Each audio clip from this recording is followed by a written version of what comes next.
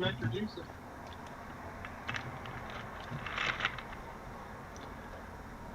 All Didn't you right. set it up for 10:10? Good morning, everybody. We're back for episode 4 of Delicious Divination. We've got Barry Sineways, of course, and myself, Yeah, Todd. good morning. Morning, Todd. I like your orbs, your crystal ball. Is that a black one? That's Yeah, cool. man.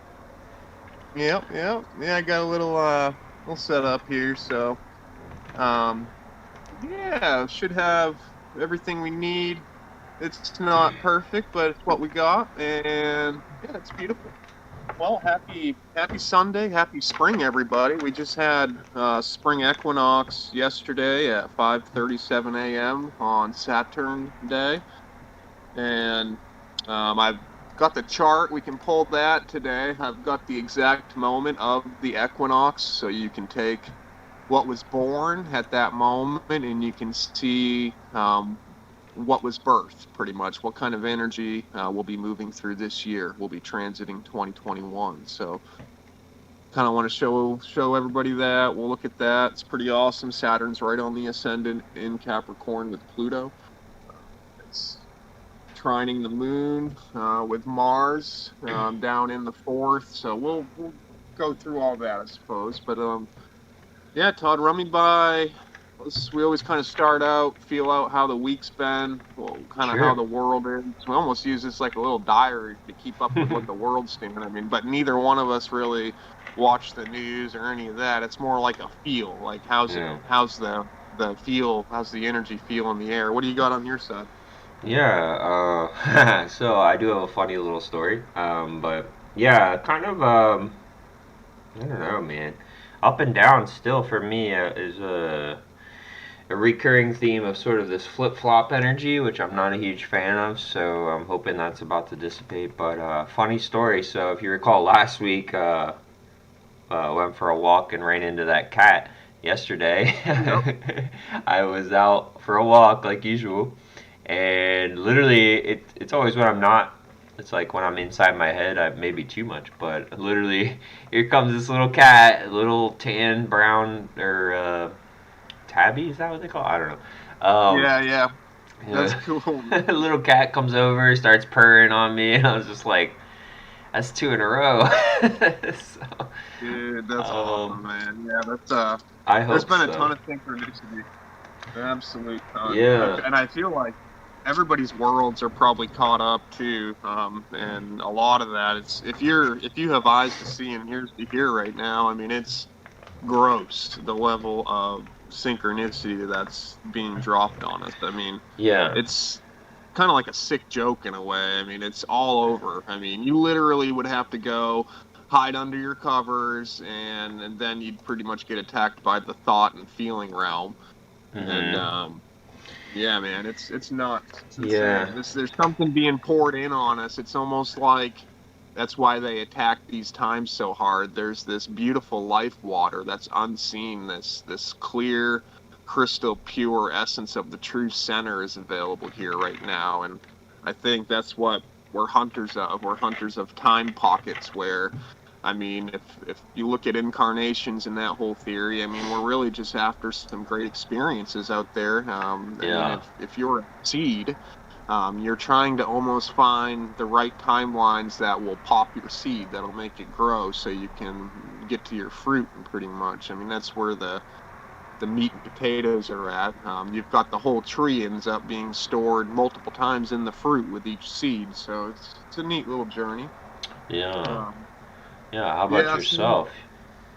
Similar. Yep, similar. My weeks feel I've got that ebb and flow thing, which would be that Pisces germination kind of still extending into where we're at right now. Um, I had I had a really crazy thing happen Thursday. Let's see. Yep, Thursday. So it's 5:45 in the morning.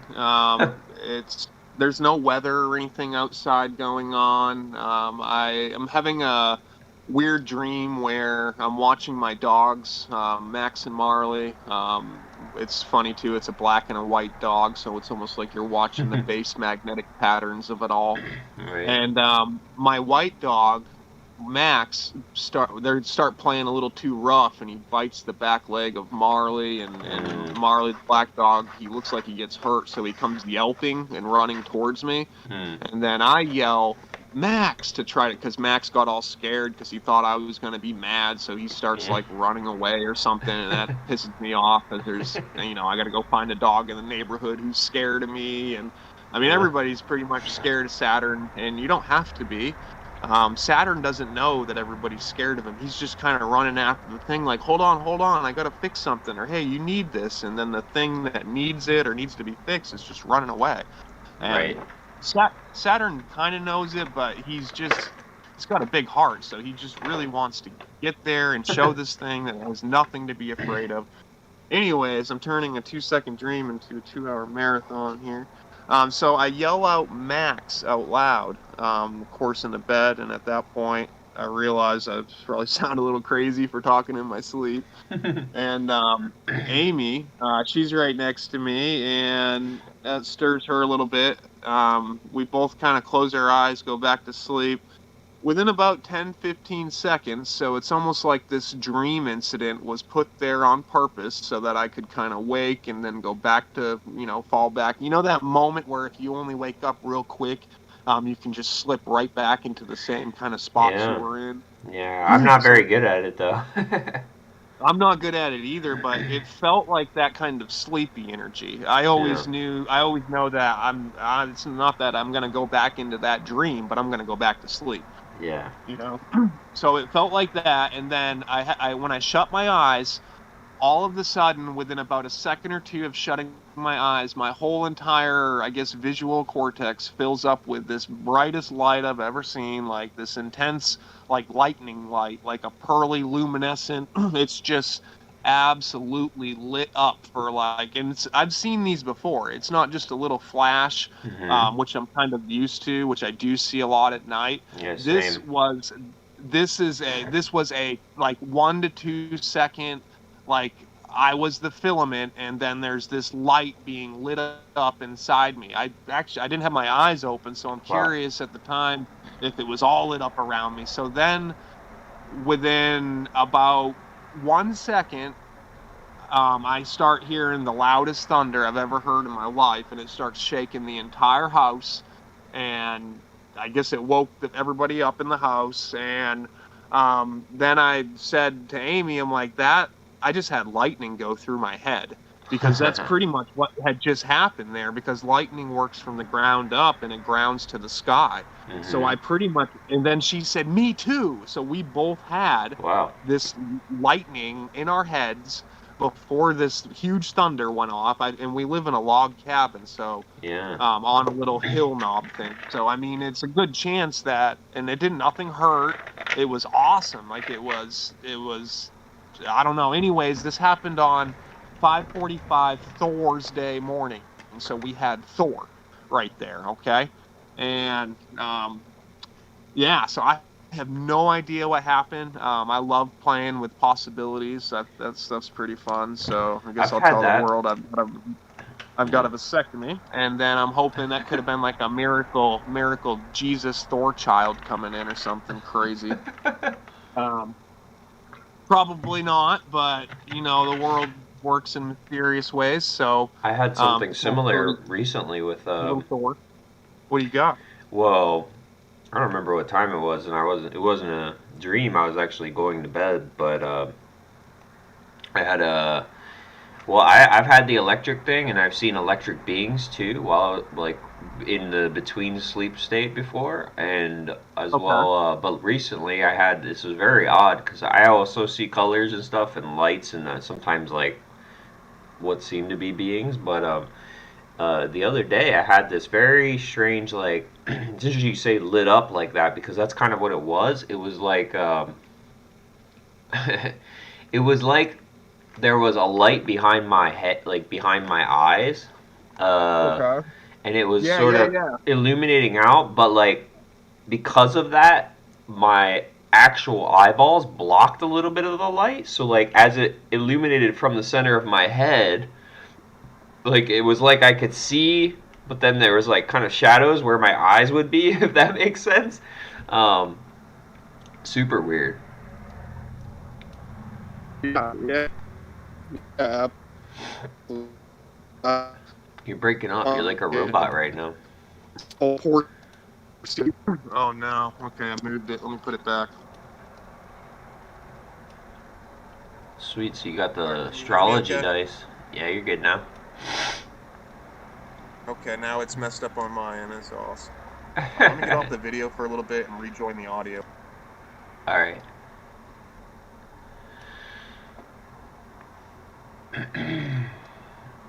All right, Let me see and if there's anybody hear me watching. okay?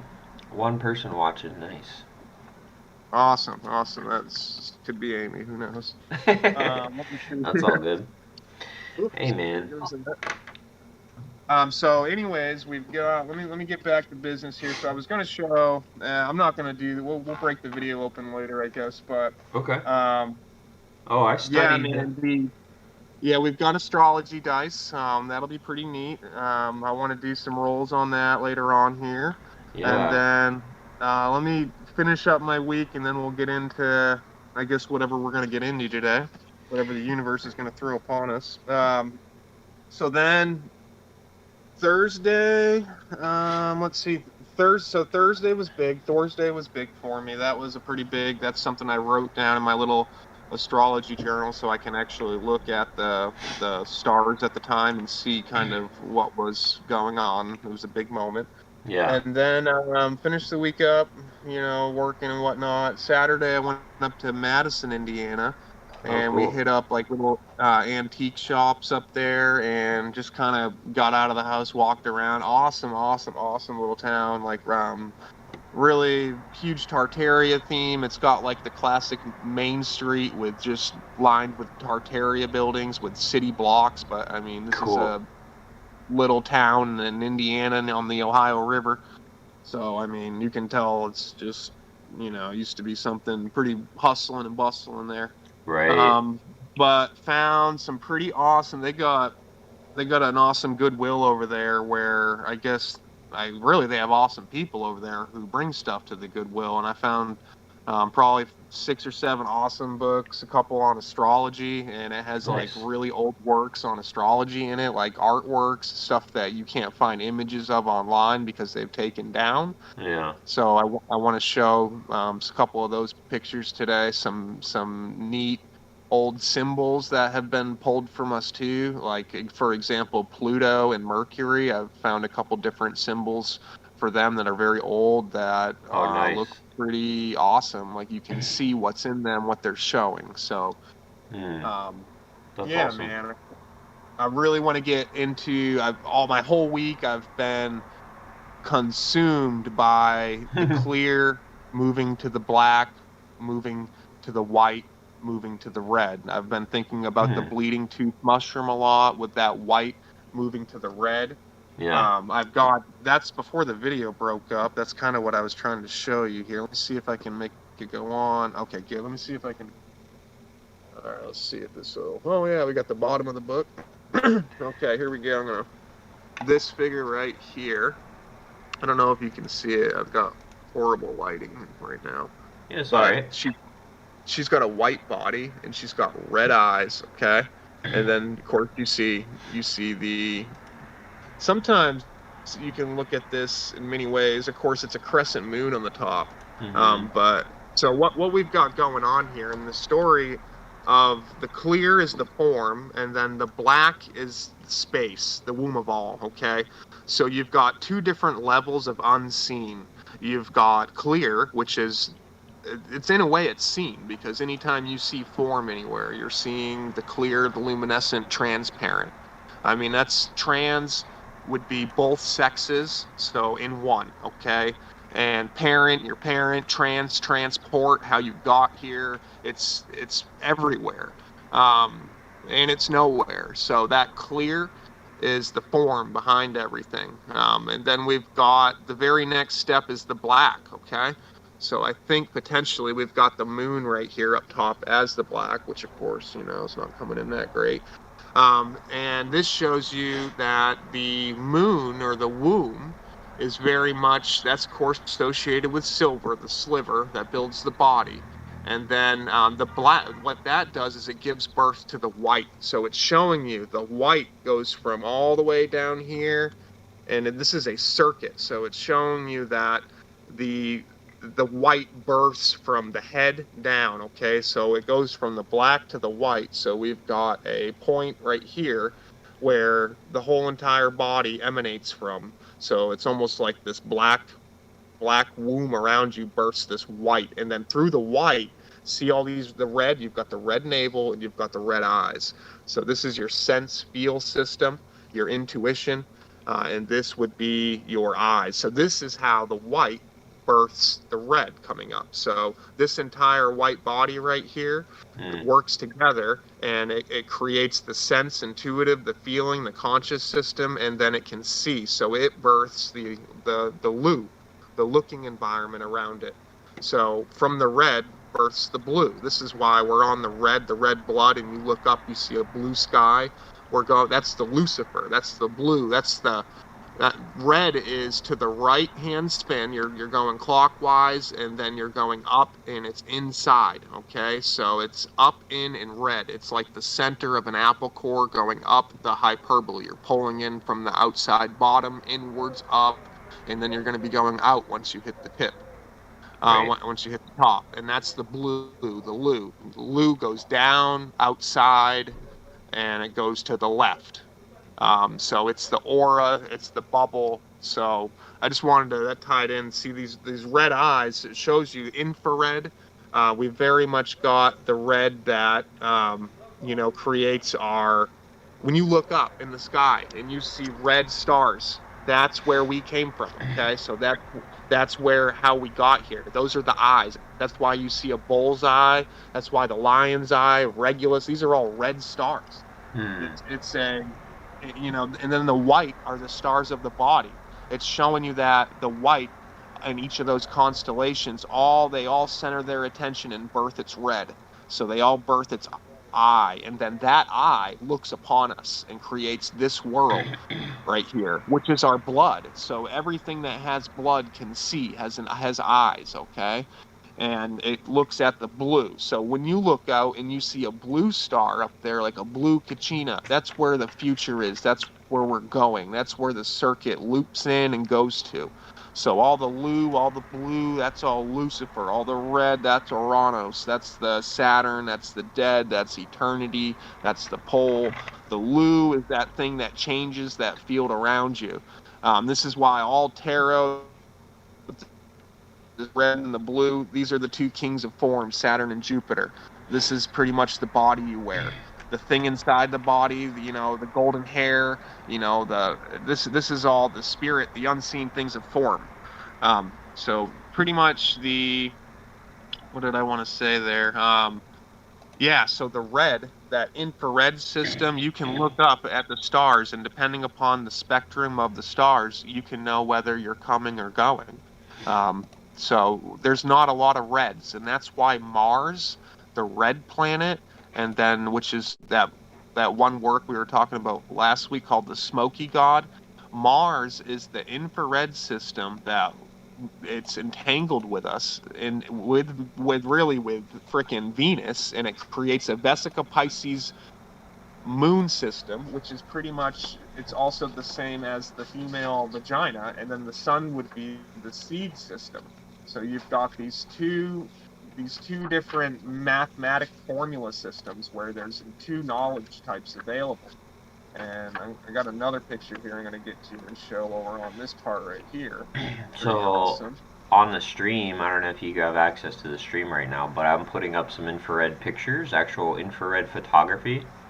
Uh, Okay, if people, let me I go don't to know. the screen. Yeah, if you could, I wonder. I'd love to hear what you think about this because this stuff's. I've been collecting these pictures for a while, but the way the colors end up getting captured, is just surreal, and yet ultra real. Yeah, right. Well, we'll get to that later. It pretty much had, it's the classic. me see. Let me go to the channel. I'll load that up here. It's gonna be deep. Oh, here it is, right here. Right. Let's see. Okay, yeah, I can see it on there. Let me go. Oh, it's got a bad feedback loop. Oh no. Let me put mute on.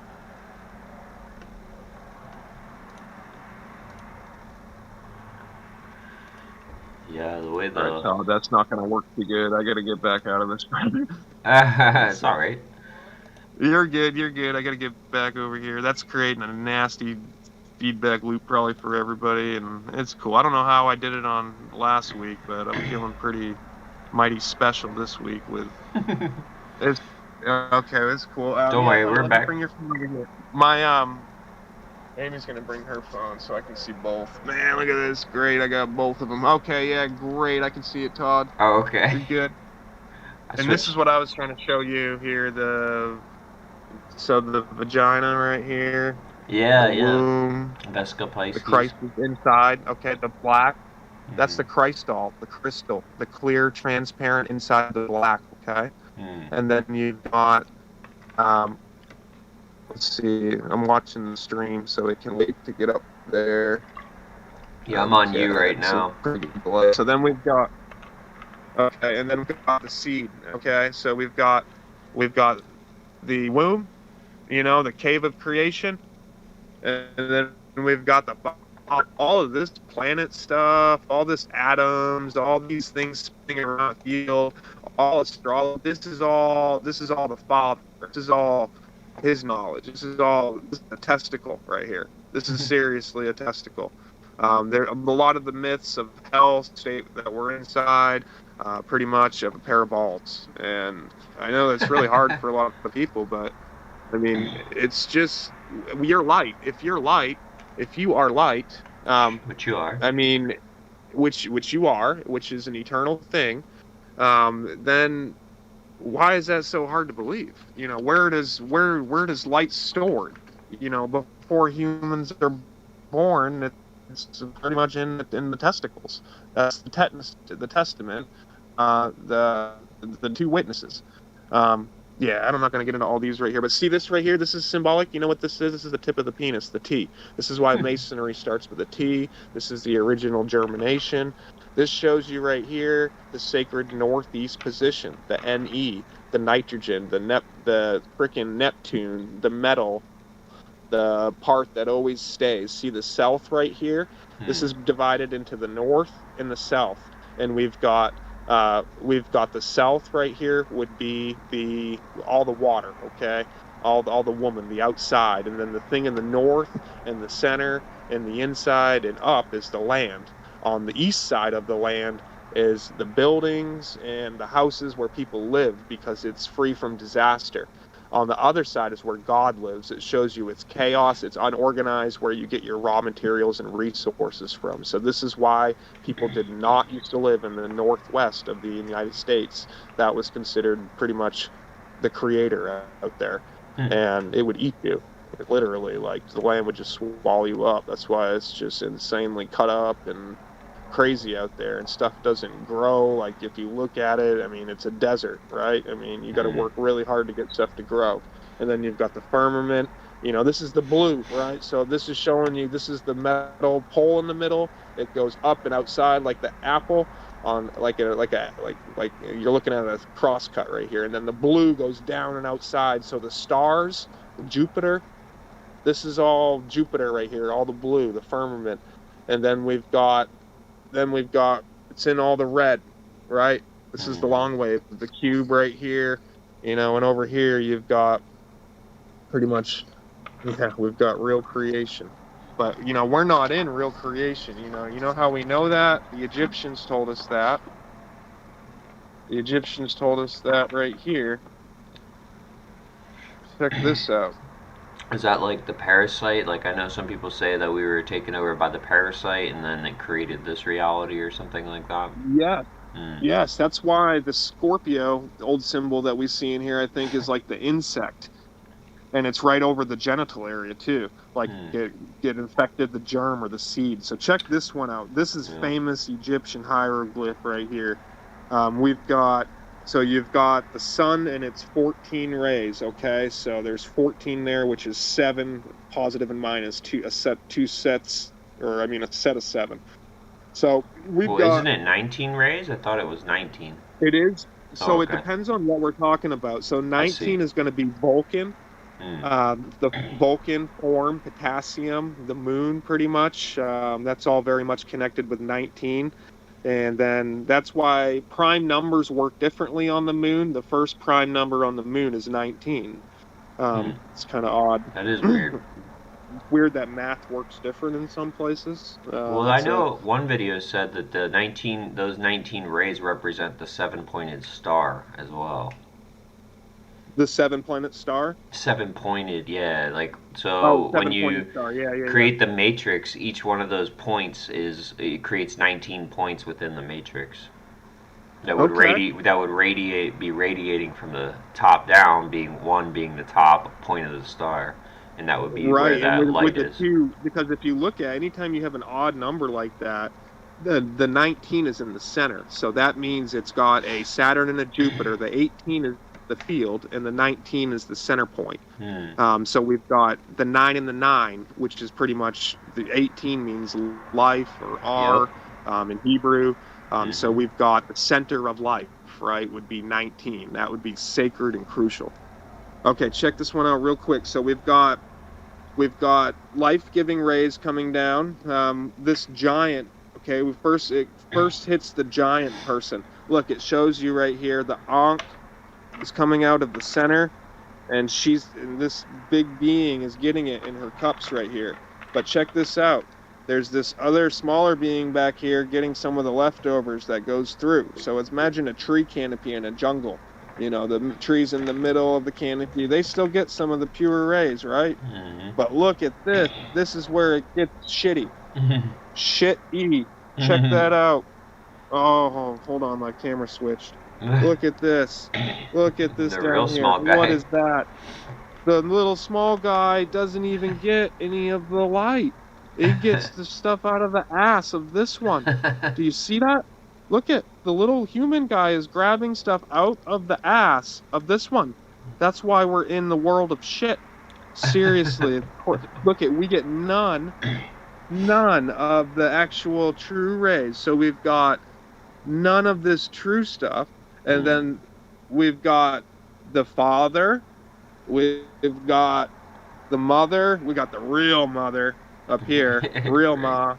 We've got, you know, father, ma, and then we've got us. Oh, look, you've got the animal kingdom Hmm. right there, eating the shit of the humans. Well, that's true. Oh, You know what's that's crazy is how horrible. those are made, though. Like, if you look at the way that is made, when people talk about like carving and stuff, like first of all, that's I like know. some of the hardest stone ever made, and like two, when you look at what they're doing, like to carve it in like that is you can't make a single mistake. So like you have to realize like how they're Right, making this stuff is not exactly mainstream right, knowledge, obviously. right. Because It's like, in, uh oh, it, it's crazy, man.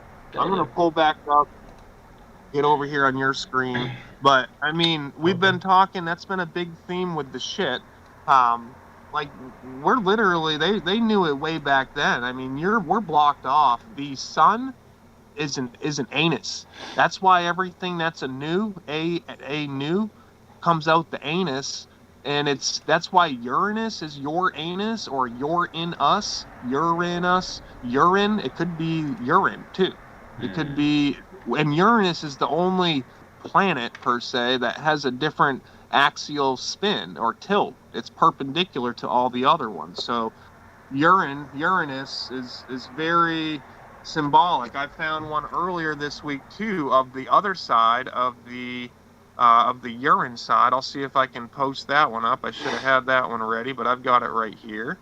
Um, Same thing. It's an Egyptian one, and then all these people are pretty much getting like the life force from this thing that's peeing or something. I don't know. It's very interesting. Yeah, it Let's makes you see. wonder about how people acquire, or like, if you figure like life force, supposedly there's people that like live on light and stuff, which I've heard the people that supposedly did that were pretty much con men, but like, I don't know. Sometimes I wonder, like when you fast for a while, like usually like after like the third or fourth day, you feel like so light and clean and like not hungry, and it's almost like wow, maybe we don't need to eat or something. I don't know. I mean, I think it would have to Right. be a very very wide spectrum agreement to go to that level, but it does make you wonder, like Right. is eating anything? Like do we are we actually so powerful that we probably don't need anything? Maybe. Mm-hmm. I mean, I think that's right. I I wouldn't put think it past this. that's how you graduate, Todd. You get sick of the food, right? I mean, that's how. Yeah. Look at the dog kingdom, man. They're just. I'm telling you, human food is the god of dogs. So we've pretty Mm, much got them the wanting to come to our kingdom for the food, and then we're gazing upon the higher food above us. And look right. at the food of the gods come from the source, and then we're eating the god's shit. So Right. I mean, I mean, even Sturgill Simpson sings about it. I'm the king turd up here on shit mountain. If you want it, you can have the crown. I mean, it's better to be a beggar, right, up in some higher realm and wash the floors up there than it is to be a king down in the shitter. Um, Yeah. yeah, so That's it's awesome. really, really, really stro. If you can, there's another one I put in divinatory delineation. See if you can chuck that one up on the stream. It's just a still image, Sure. but it's got the other side. So I Oh. think this could be the moon. So it shows you on this side that the P, the urine, is got the stars all with it, and this could potentially be.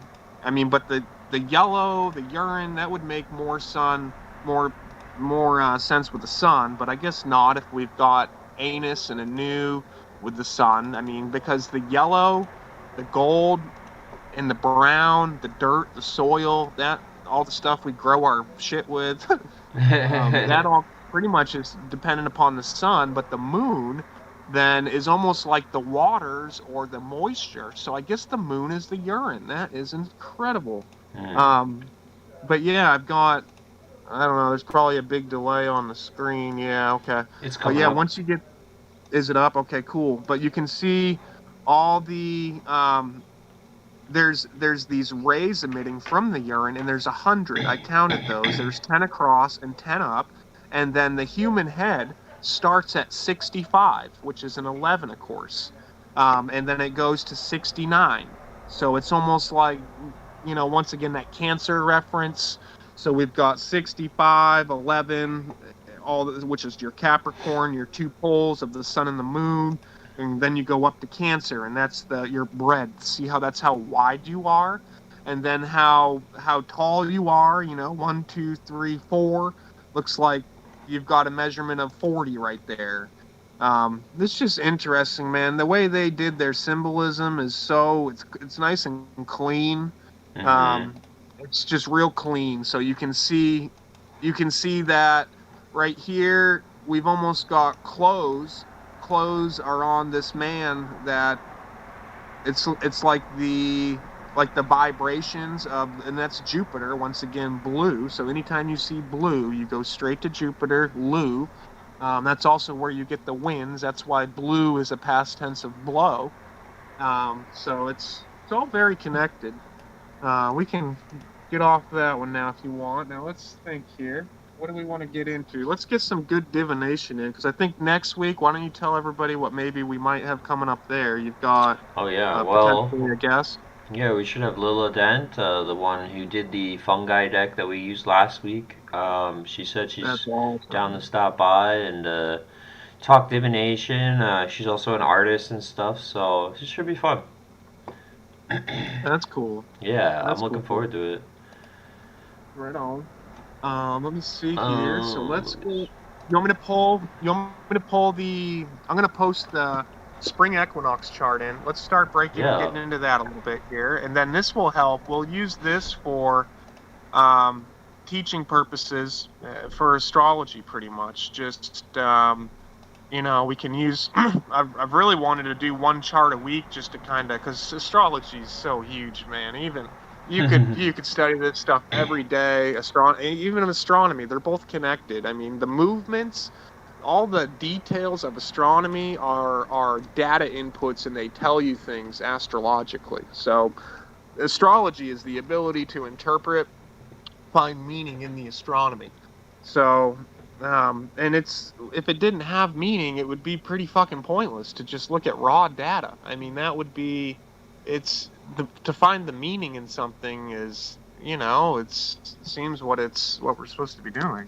The Um, essence. so my bad, buddy. Go ahead. The essence. Yeah, right, right. So all right, I've got the chart up there. Let me know you got that on the screen. Your camera's not showing I've got anything right now. No, no, no. It's not on my camera. It's going to be Oh, on the on. website. Okay, Yeah, it's an image in that channel I on got it. Divinatory Delineation. Yep, yep. So I'm watching the screen once that comes up. So pretty much we've got everybody. Equinox this year popped yesterday morning at 5:37 a.m. And then we've got, this is so whenever you're looking at a chart, the way I like to approach him, I like to start with just an overall view of the circle itself. So pretty much, I mean, we're looking at a jam-packed southwest quadrant right there. So houses 1 through 4, with Pluto up in house 12 there. So we've pretty much got everything happening in the south area. As you work around the circle, these first 4 houses, you can break that down as the first 120 degrees of a triangle. Okay, so we can break it down into a trine aspect of the whole zodiac, which would show you that that works with physical action. The first 120 degrees, the next 120 are going to be feeling, consciousness, and then the last 120 are going to be thinking, reflection. So you've got all of this happening in the physical action thing. So we're going to see, I mean, this is very much in our face this year. This what's being birthed is birthed here in the physical. This isn't just in thought land. This isn't just in your feelings. This is physically here. So this is the real deal. And you can see as you approach the first house and the ascendant is where you get to the realest of the real deal. And what do you know? We've got Saturn sitting right there. I think we've got 14 or 15 degrees Capricorn, the dead center. And if you look at what decan of Capricorn that is, that's the middle 10 degree. And this, once again, ladies and gentlemen, this is a sidereal chart. This is not a tropical. So it's a little bit different. If you go to pull this, it's going to show you some different stuff, 26, 27 degrees difference. It would put us in, I think, pretty much an Aquarius ascendant with, hold on, is that right? Yeah, that's about right.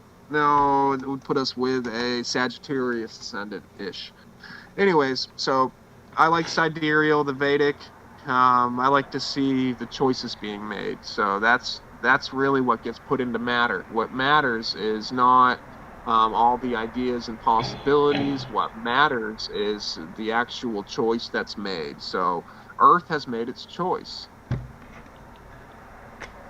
What matters is how. Uh-oh, I think we may have lost Barry.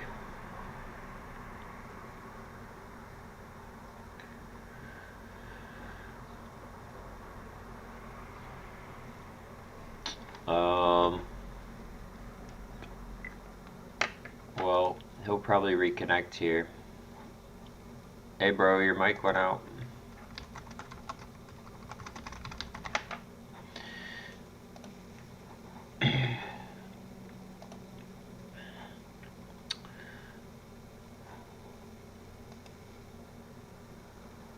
Um, well,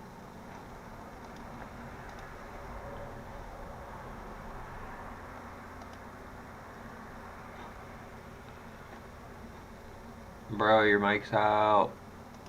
I need a way to ping him. How do I ping him? I don't know if his internet died or if, well, I don't know.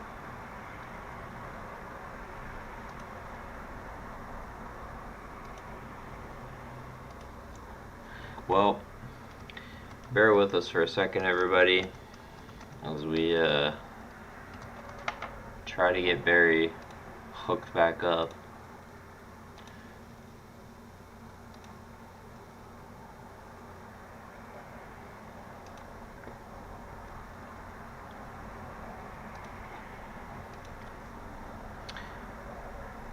Well, alright, so we gotta wait a second. We need Barry to readjust his microphone. And, unless it's me, let me try me, I'll disconnect.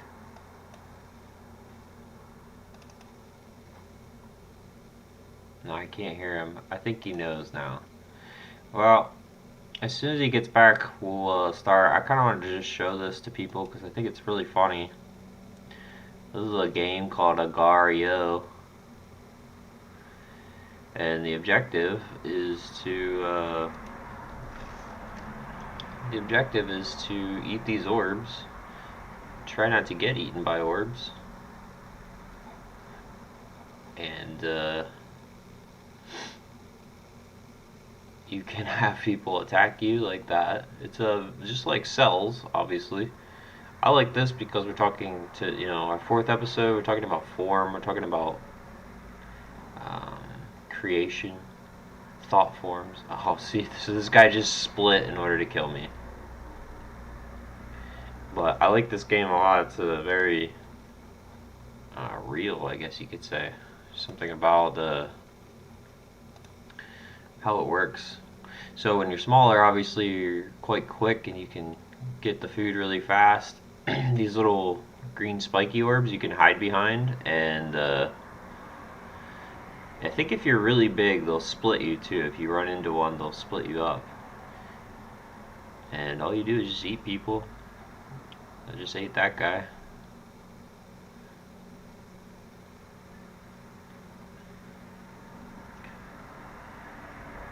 And I think games could show you a lot of interesting things about the way the world works. And we've reached a point too where code is even you can pretty much do anything, and if everything's made of light, then there's nothing to I don't know, we could do whatever we want. I hope Barry's gonna come back, because like I don't want you guys to watch this game all day. Probably get bored. It's interesting too, people are making bots, so like this car is called an Agar bot, so it's literally a bot that just plays the game. Oh, I can't move.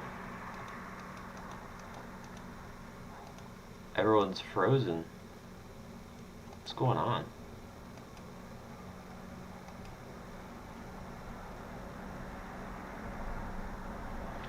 It's because I'm so delicious. Oh no! Oh jeez. So, let me go see what's going on here.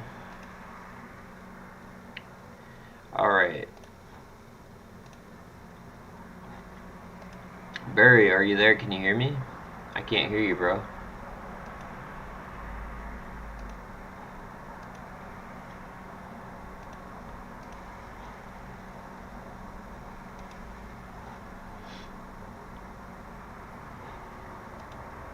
Back. Hear me? Hey, there you go. Yeah. Sorry, dude. So I thought I was talking with you the whole time there, but I guess you couldn't hear me, so I'm sorry about that. No, that's cool. I tried to ping you. I didn't know any. I'll have to get your number Yeah, at some point so I can I was hit you up. watching that game on the phone. I was like, man, that's a pretty good example. I was That's trying to, awesome. I kept trying to tell you something, and I guess you couldn't hear me. I was going to tell you when you said video games can teach you stuff sometimes. I was watching Ready Player One, and of course in that movie, the creator of the Oasis or whatever. Yeah, It's not about winning the game, right? So right. it's about finding the egg in the cave of creation, the transparent crystal egg in the center of the dark cave. And Mm-hmm. that's really what it's all about. I mean, they're in a movie, you have them talking about the clear inside the black. So, I mean, that's huge. I mean, that's really what it is all about. It's about finding yourself, about finding the secrets. So, Well, do you want to take a step back? And I hate to have you reiterate. I know you were just going on. I didn't you're know what good. to do. No, yeah, I I want to just go. okay. I didn't even do I got to get into the chart. Okay, cool. Yeah. But what were you going to say? Yeah, no, I just wanted to show that because I think it's really a lot like yeah, games you can learn a lot. That game I think is hilarious because it symbolizes so much in a way. It's just the concept of how culture works because each one of those cells Yep. technically represents a culture. You can if Yep. you've ever read Flatland, like it's a great kind of perspective to sort of visualize what Flatland looks like, and it really to me it shows the way. Um, I don't want to say gaming and stuff, but like just like the game of life, so to speak, is like, well, what's your goal? Well, your goal is to eat these small things and get bigger. Well, what happens when you get bigger? Well, you add more density, so you're slower. Meanwhile, the small ones can sort of get away. Well, what's your advantage? You have an attack, which is you split your cells in order to try and gain more, which is just what it's pretty much what That's right. mycelium does. So, it's Yeah. very lifelike and it's just like a very simple game. So, kind of like It mine. reminded me of Jupiter. The more you ate, the more you slowed down, and then Saturn would be the opposite. If you look at the thin king, the thinking, that's really what burns your fat off is your thinking ability. That makes you the thin king, so you're up real tall, real high, you can see real far, you're a seafarer. Mm, That's your metal pole. That's the currency. That's the metal. So you've very much got, and this is a big connection with Libra too. I found in this astrology book they show that Libra is represented by all the comet systems, and then that's what brings the supposedly the stuff up your spine. Is the whatever the comet system is the dragon going up and down your spine, and huh. this is connected through Libra. This is done through Libra. I'll see if I can find that picture here real quick while we're talking. But That's cool because the real Libra quick, symbol looks like one of your spine bones. If you were to like flip it on its sort of side, I guess. yeah, You know yeah, how it has that that's protrusion? It's like a circle with an extra protrusion. that's a good point. Absolutely. Let me see here. I'll be able to find it.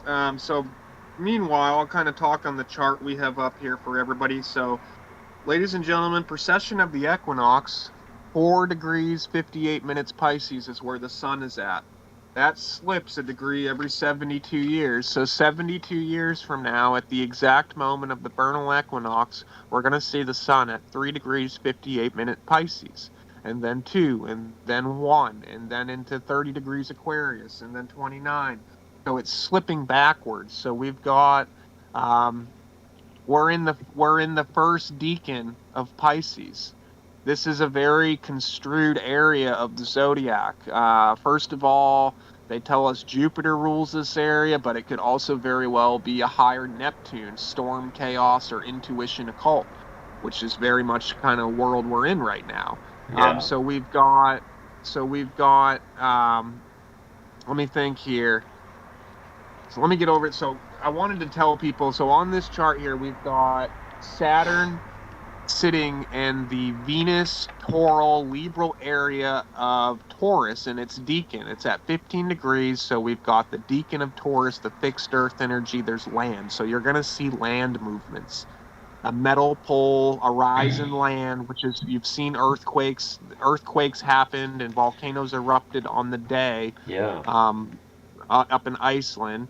So that's Reykjavik, showing I it's think. got Pluto regeneration. So Pluto is right on the ascendant right there. So with Saturn, a little bit up into the 12th, I suppose, but that's showing that, and that's my birth chart too. I've got Pluto and Saturn right on the ascendant like that in Libra. Nice. But this is in Capricorn. It's, Saturn rules Capricorn. This is a very powerful position. This could be that crystal clear, that corny. I think the real child, that real crystal, could either potentially be in Taurus or Virgo, one way or the other on that trine. It could really be in Taurus as that crystal clear Venus day aspect of Venus, and where the moon exalts. So if you think of all of the things that the moon can make crystallize when it's crystal clear would probably be its exaltation, because that's what we use in our world to see things, how you make a lens. Without any of that, you wouldn't see any of the things on land because you wouldn't have an eye to see. Mm. So that torus field, that is really, it's you've got the Aries, so the Aries again, and then the Taurus. So Taurus is very much connected to all of us. So it's the bubble, it's the field, it's very much associated with the metal that creates the whole entire Taurus field too. So Venus is metal. That's why comets and Libra and the shit that goes up your back, that's all associated with comets because it's metal. That's where all the things meet and you get the metal. And comets and metal, and co means with. So with metal, okay? And then metal is how you attract in a charge. So you can see, I won't show, I'm gonna have to show the camera spot in a second here when I get to find the comet one, but um, it pretty much, that metal, you can build different types of metal inside of you. So of course that gold is very much the metal we're supposed to strive for to make that inner gold, but there's so many other beautiful metals that are rare. I mean, you've got, all the different rare silvers, the rhodium, the plate, the palladiums, the platinums, the plutoniums. I mean, it's really tough to tell, what you're building inside.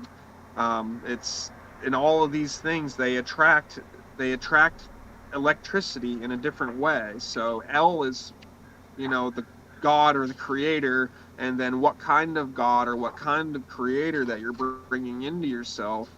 This is dependent upon you with your whatever type of fields you're pulling in. I mean, that's what the desire system is for your seed system. I mean, that's how you set up your field, or your toral field is based upon your desire system.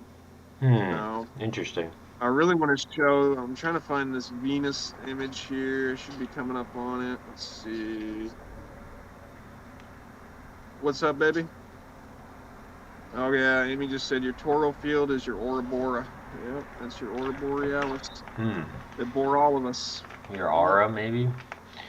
yep. Here it is. I found it. Yeah. Okay, let me get the little Discord camera. I'm watching the screen. So if you can take it over here, let me know. Okay, so we've got right here, you can see that there's this system built. It's really hard to see. Hope you can see this, but Yeah, it's on. so we've got, okay, so we've got right here, you can see Libra, and you can see we've got a comet going Hmm. up.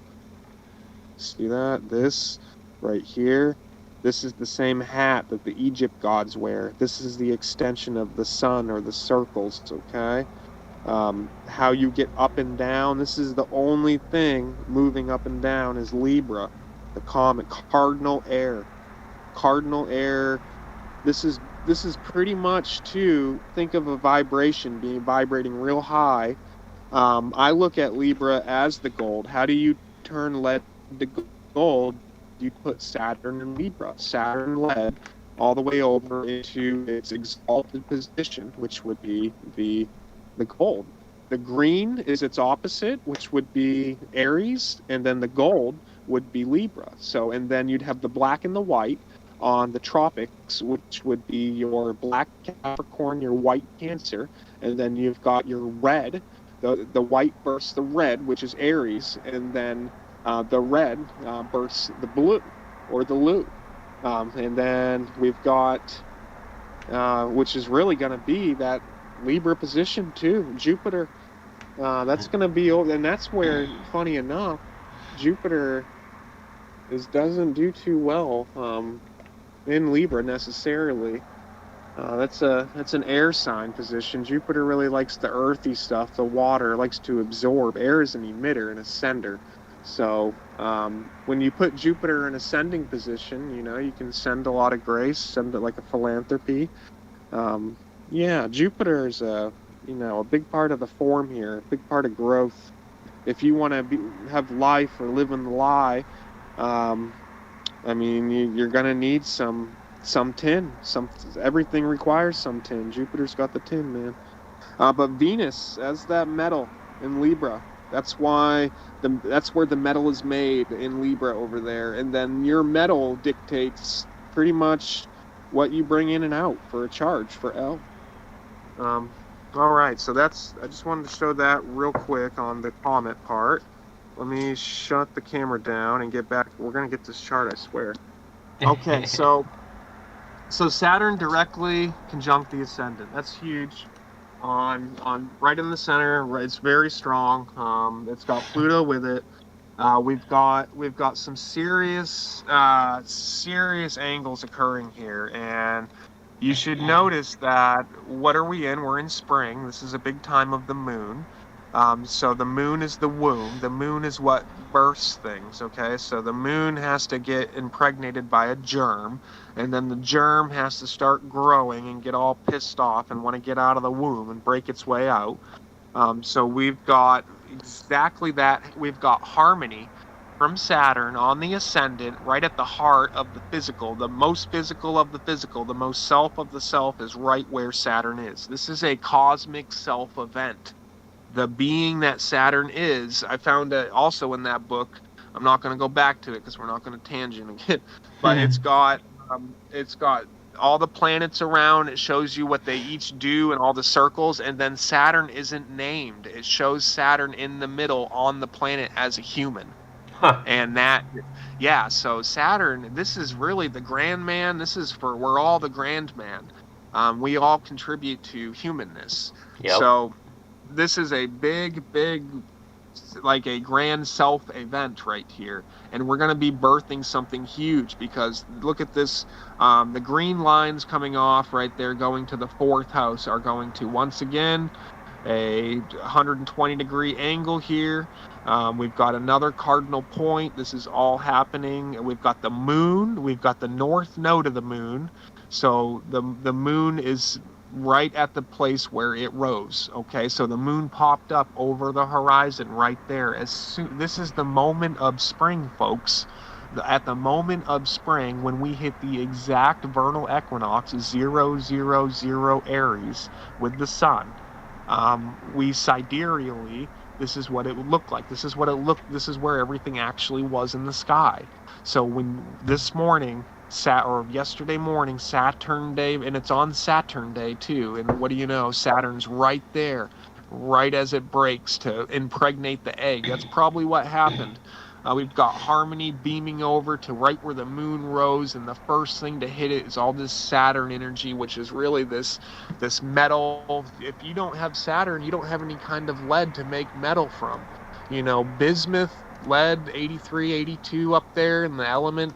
You need to get the raw material first, and then you work it. Then you become Vulcan, the smith, and you refine it. Venus is the refined metal. So that's why Saturn goes all the way. He's born, he births Mars, iron, in Capricorn. That's why Mars exalts down in Capricorn right there.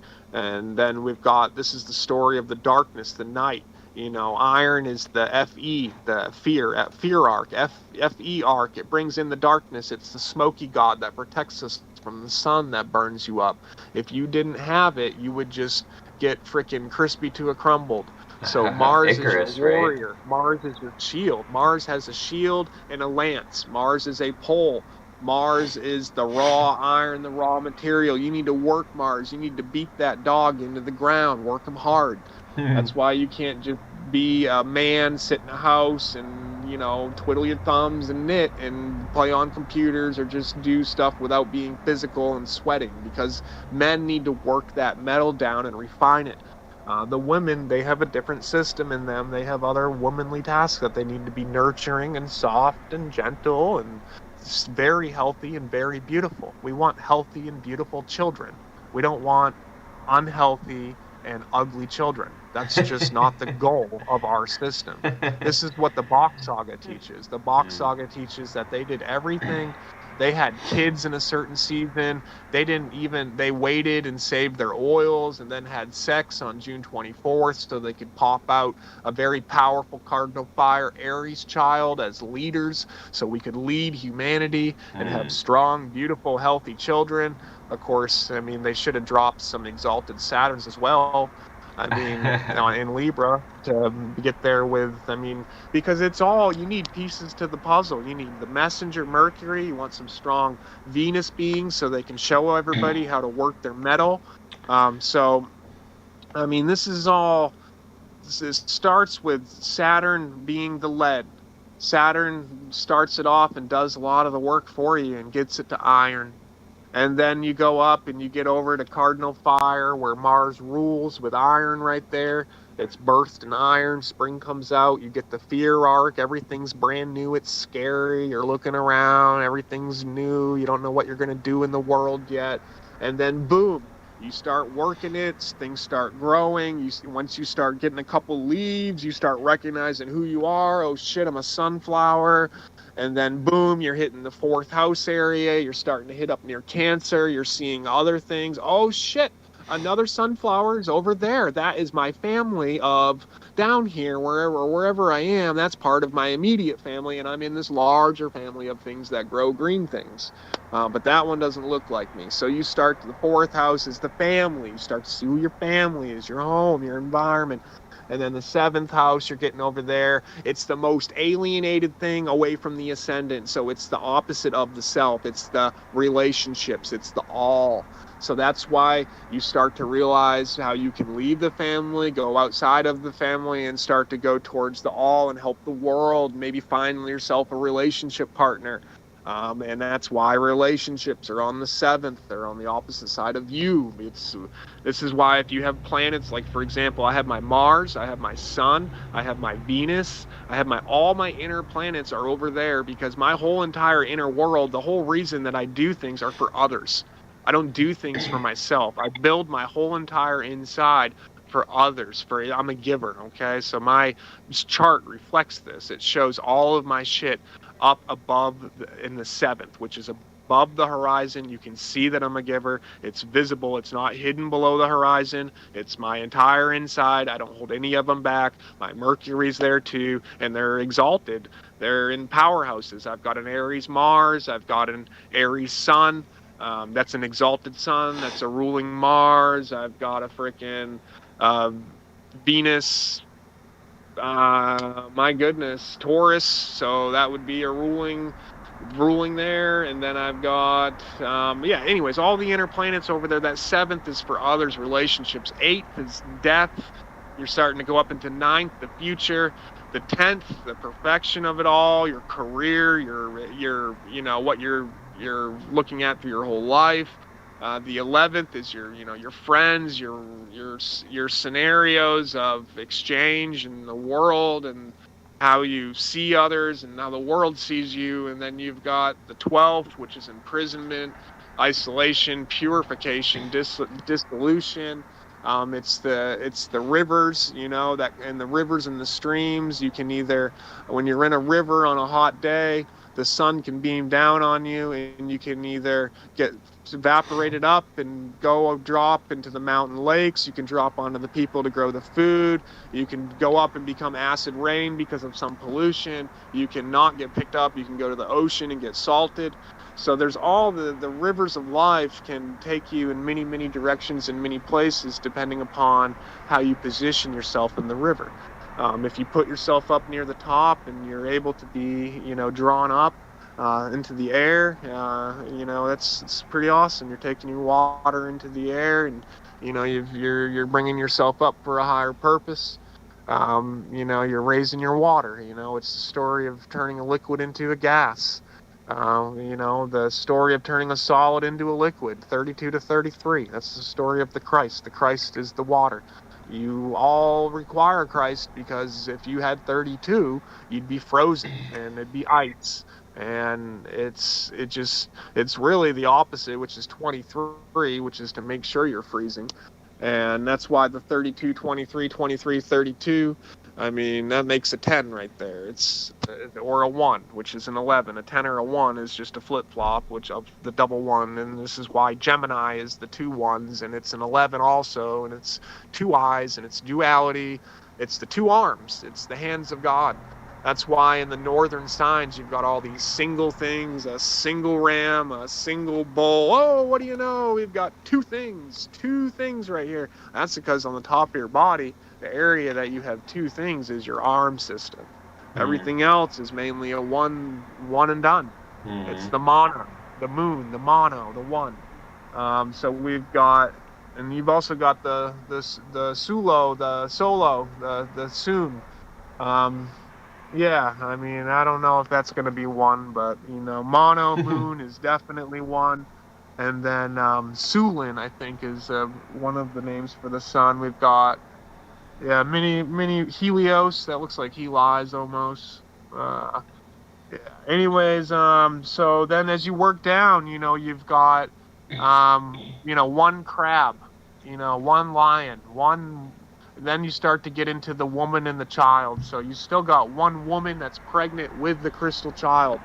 It's really two things. Virgo is that very pure spot. So that is the transparent, clear. That's why you see the Black Mary and all the medieval things holding the Christ child, holding the crystal. So holding it, and you know what I saw? I saw one version of a nun, like it looked like a nun lady holding a crystal ball in her right hand. Come on, that's so obvious. You're Right. holding the clear in your right, the unseen right. It's so gross the way they have all this, symbolism. They're making it so obvious. It's such a slap in the face to people too. I mean, Yeah. people just can't see it because um, it's so trashed and poisoned and polluted. Yep. They keep the truth there, but they saturate it with so much other stuff and Jupiterize it that you can't see the real thing anymore unless you really just burn away all the fat. You got to light it on fire, and then whatever's left, you Yeah. can't burn. It's funny you say Ash. that. It's funny you say that. I was There you thinking go. about trimming the fat earlier this week. It's like it's sort Yeah, of been I guess a personal transition with some of my life where I feel like I'm trimming the fat, and I was like thinking of that term. that's what we're going into Yeah. right now. It's very much the north. It's about the heat. The heat's going to get turned up. Yep. We have to turn the iron into the gold. So, and I mean, notice that it starts out iron, and it right away you go into silver. So a quick move is the iron to silver. So we've got Aries to Taurus right there. We see an iron to silver change already. So, and then on some of the very old charts, once again, that you get from the medieval time, they have the word Mettal on as to explain the fixed mode. So the fixed cross, that's all metal. All the fixed signs, Aquarius, Taurus, Leo, and Scorpio or the eagle, those are all metallic. Those are the four pillars right there. Those are the four types of metal. Um, Hmm. we've got, we've got, those are the four metals I think of probably that last. So we've got silver on Taurus. Leo could potentially be the gold, the Christ. I could have that off with Libra. I'm still working that out. We've got Scorpio. I'm trying to think what fixed water would be. That could be the crystal. If you think of how water petrifies at crystals, you know how your eyeball is mostly water? Well, I've got some petrified specimens where the eyeballs of something turns into crystal silica. Hmm. I So think the like the water, glacier or something too, deep and cold and compact and icy. right? Yeah, and if you look, deep in, that's what really crystal clear would be, the ice, and that's what happens around that time of year. Hmm. Um, would pretty much be fall comes and the heat starts going away and Mars rules once again. We get Mars ruling Scorpio, so we get the other side, the night side of Mars, because the day side is that Aries energy right there. and which would be the back. I have, see right here on the cover, you can see, I'll throw up this video once again here. You'll notice, you can see the way they show the front and the back of each sign, each character here in the Zodiac. Let me get this up here, and all right, we should be, boom. Okay, this is a little easier to see. And let me get that. Okay, so right away, I want to show everybody we've got Saturn up top in the sky. Okay, so this gets, once again, see this T right here in the middle? Yeah. There's a T there. That's where you come out of the tip of the frickin', I guess, the grand penis, and you're all light. But see how you're in a ball? See how you're in the balls? And then the ball, connects obviously to the rest of the genital area, and then the pole or the shaft is right there, and then the tip is right there. That's the black frickin' ball, man, with the yellow. See the yellow line, the T, that's the square. You've got the south up above. That's why Jupiter's hung upside down, and the north right there is below. So, I mean, we're pretty much, yeah, man. I mean, gravity's a neat one. We'll have to get into that someday. Okay, so we've got right up top. So Saturn tells you he doesn't have a front or back. He's facing you. He's sitting. He's the king. Okay, so look at this is a magnetic band, a loop. We've got Capricorn, you've got Aquarius, so he's connected to this circuit. Okay, he's the pole, he's the seed right here, he's the germ. This is the grand man, this is the zygote, the goat and the man, the ape and the zygote. That's the X and the Y. We've pretty much got it right here. Ape is A and a P. It's Aries and Pi, P-I. AP, paw. Okay, AP is paw backwards. This is paw. I mean, you've got the sickle, you've got the crown, the corona, and look, Saturn us. You can't see it, but it's Saturn us. They took the us away. They didn't want you to know Saturn. Yeah, I've heard that before. Yep, and then Jupiter. Look at this. Remember Cain and Abel's story, folks? Well, this is the fall. Here's Jupiter. Jupiter fucked up his desire system, and he ate himself. He killed himself. And pretty much he's the one that got away. So what happened was he spilled his seed. So Saturn, instead of keeping the seed within himself, he killed himself, and his seed got away. So it's this next band right here. Then we get a new band. Oh, what do you know? We've got Pisces, and we've got Sagittarius. And if you notice, we've got blackfish over here. Okay, we've got white. And we've got red. Okay, so we've got looks like a little bit of white, a little bit of human flesh color there, which would be that transparent clear. So we go clear to black. We've got inside that, so that could be. So we've got, once again, Jupiter's facing us, and he's standing on the one he killed, and then so we've pretty much got a Cain and Abel here. So and that's why it's Cancer, right? Jupiter exalts in. And we're on an I, so take the I out, and we've got Can, and that's the Cancer, and that's why Cancer is a tropic and Capricorn is a tropic. Our whole world happens between this zone right here. Your north and south, your form, your feet and your head. This is right there. See the feet standing on the chest, and the feet standing on the thigh. See the two fish? Those are two fish connecting. That's Pisces showing you the feet, Jupiter grounding to the, looks like the metal of the neck, and the metal of the neck Taurus, and the metal of the knee Capricorn.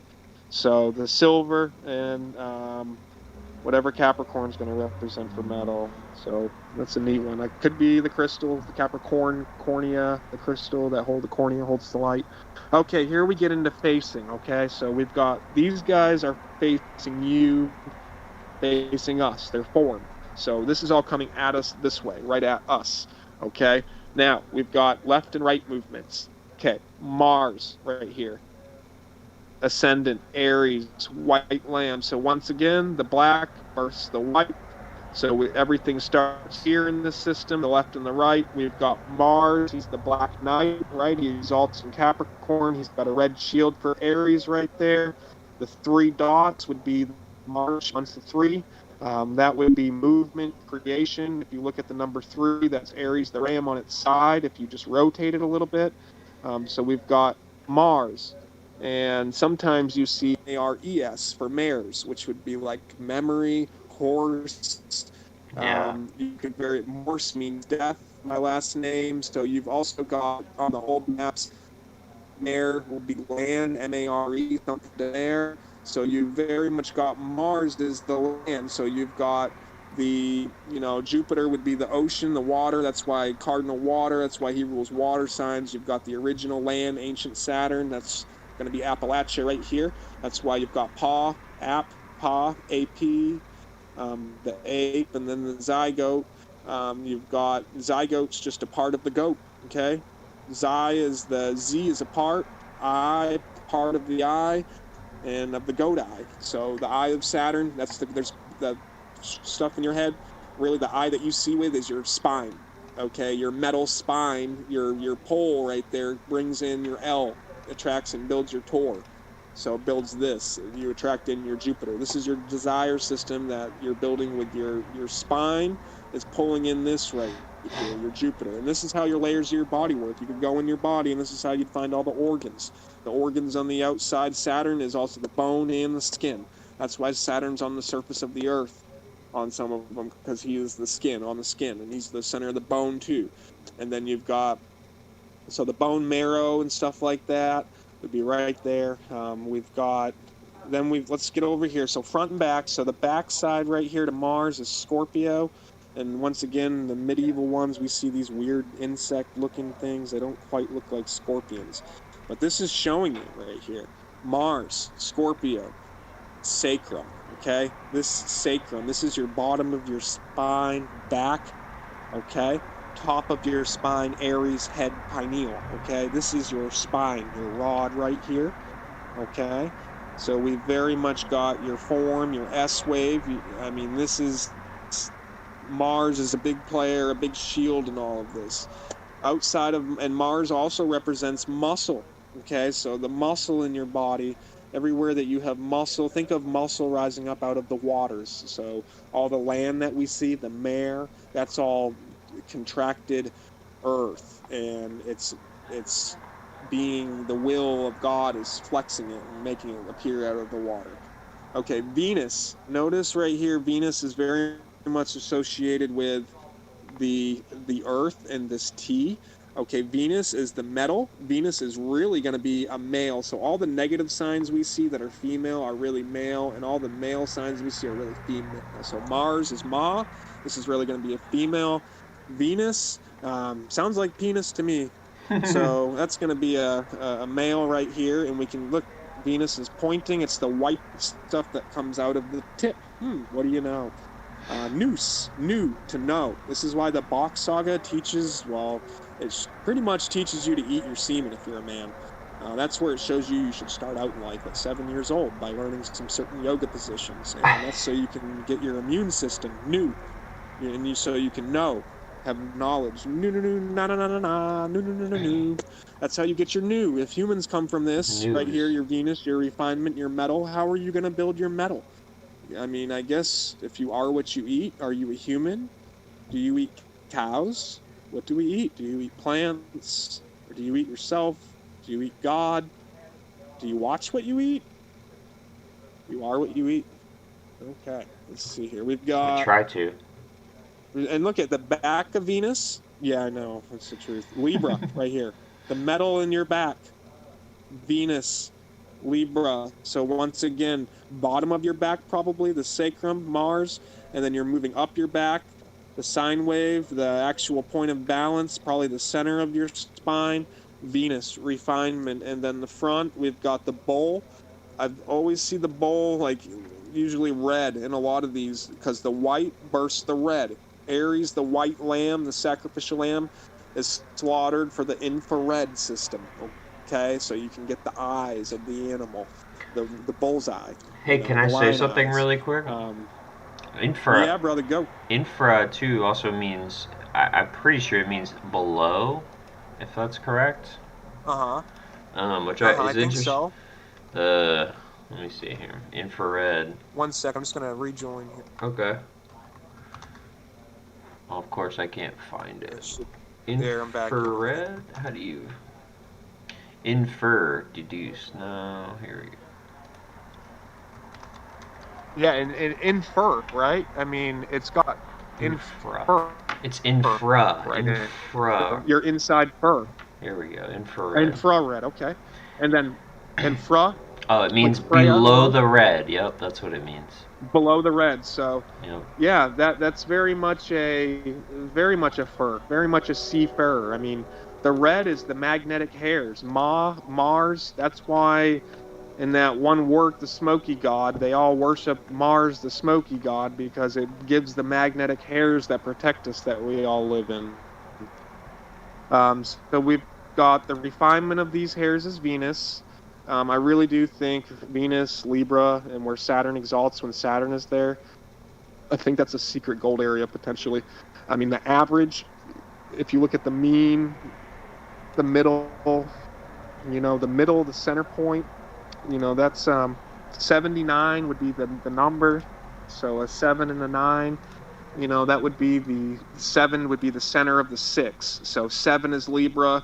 The 7th sign of the zodiac would be Libra.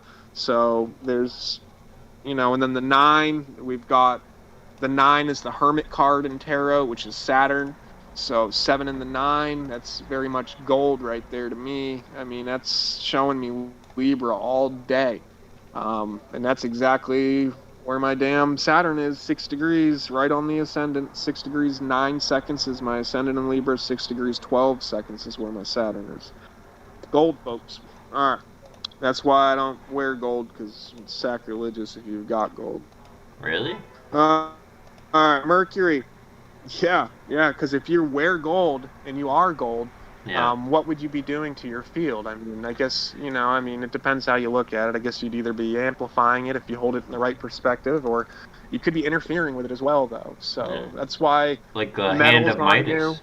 Like the Midas story where like he ends up, everything he touches his daughter turns to gold, which, Right. that's not good. Right. Yeah. The Midas touch reminds me of Medusa's hair too. When you look at her, when you look at those sine waves, the snakes, it petrifies you into matter. So that's what happened. We looked at something and we got trapped in a cornea of light. Once we looked, it saw us and it looked us in the eyes, and we went into its eye. That's what a black hole is an eye. Yeah. So Mercury, it shows you Gemini right here on the front. That's day facing half. It's back facing half. Where it exalts is Virgo. So it's communication. Where it exalts is the crystal, of course. And that's why our technology, all of our fire we use his exaltation. We use crystal technology. Check this out. Once again, notice these bends. So Saturn is a circuit connecting these two signs. Jupiter is a circuit connecting those signs. We've got Mars as the next circuit. See how these are unfolding, these arcs? These are magnetic intensity, okay? So look at what happens when you get to the sun and the moon. They're not connected, folks. The sun and the moon are the sending and the receiving things. What do you do with a bow? You send a message. You send an arrow. The moon is how you send things. Soma, S-E-W, sow. Reap what you sow. Ma, M-A, Ma, Mars, Ma. So that's S-O-M-A is that soma, that sacred essence of the moon. That's how you raise your oils. That's how you send things up your spine. We've got, so you can see how it's broken. These aren't connected. So Saturn, right here, the thing in the middle, is sending out this thing, and then the matter, this is all connected. This is one thing still. This is the weakest part of it, is Mercury right here. Okay, and then boom, the sun and the moon right outside Mercury's field is where they separate and they snap off. Okay, you know how our sun, like when it sends an X-ray flare, it releases this gas of plasma. This is what these two are. This is what the sun is. Okay, so this is very much what this is right here. This is probably the shit coming in. the anus. Okay, so that's probably what this all is. There's the ship falling in. That's why. What do you see? That's why Saturn. This guy right here is connected to Apollo, or I can't read that, but it's something neat. It's the sun. But they're the same guy, folks. Saturn is the sun. Okay, so this is Saturn's expression of. Okay, so we're inside. We're inside of this magnetic iron cave, and then we've got. Hopefully, I can find this quick here. We're inside of this cave, and we've got this event happen because of this metal here. Okay, right here you can see. I don't know how fast this is going. Right here. We're inside of the cave of creation. You can't see metal, the Venus inside. Okay. It's metal. Whoa. Is what You're a robot. So you are. Hold on, stop, take a second. Alright, I am. Take a breath. Hey, here's a funny thing. I'm gonna reload. Okay. Oh, well, you won't be able to hear this. We'll wait till he comes back. And he's back. Okay. Yeah. You know what I was thinking is kind of funny is we were talking. You're talking about muscle and like, it's interesting because muscles are made of fibers, and right. You know, technically speaking, they're meat fibers.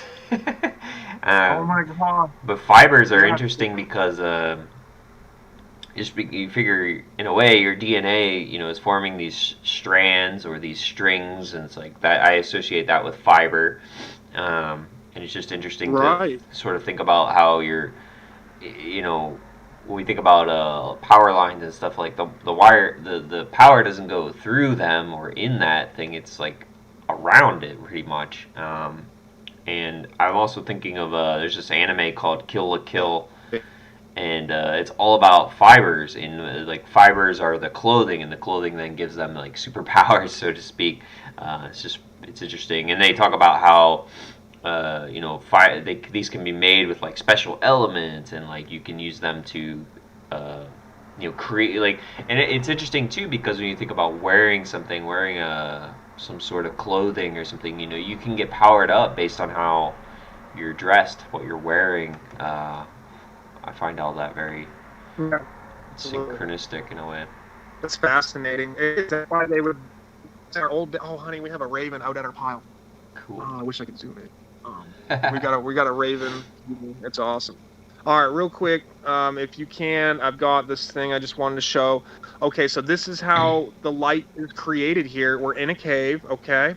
So we're inside of this iron thing, and then imagine this iron cube of Mars, okay? We're in this huge iron cube that we cannot see. And then inside, and that's what this picture frame is, okay?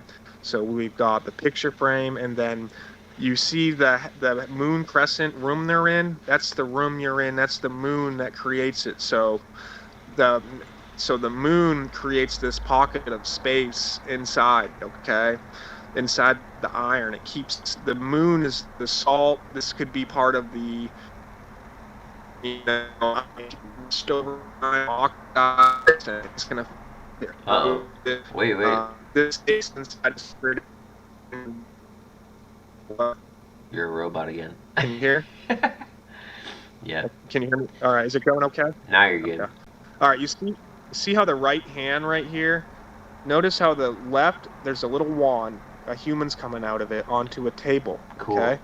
And then the right hand, he's pulling in. He's in this dark cave, and everything becomes visible because of the right hand being raised, receiving a light. So it receives an invisible force. So this is symbolic of the iron right here.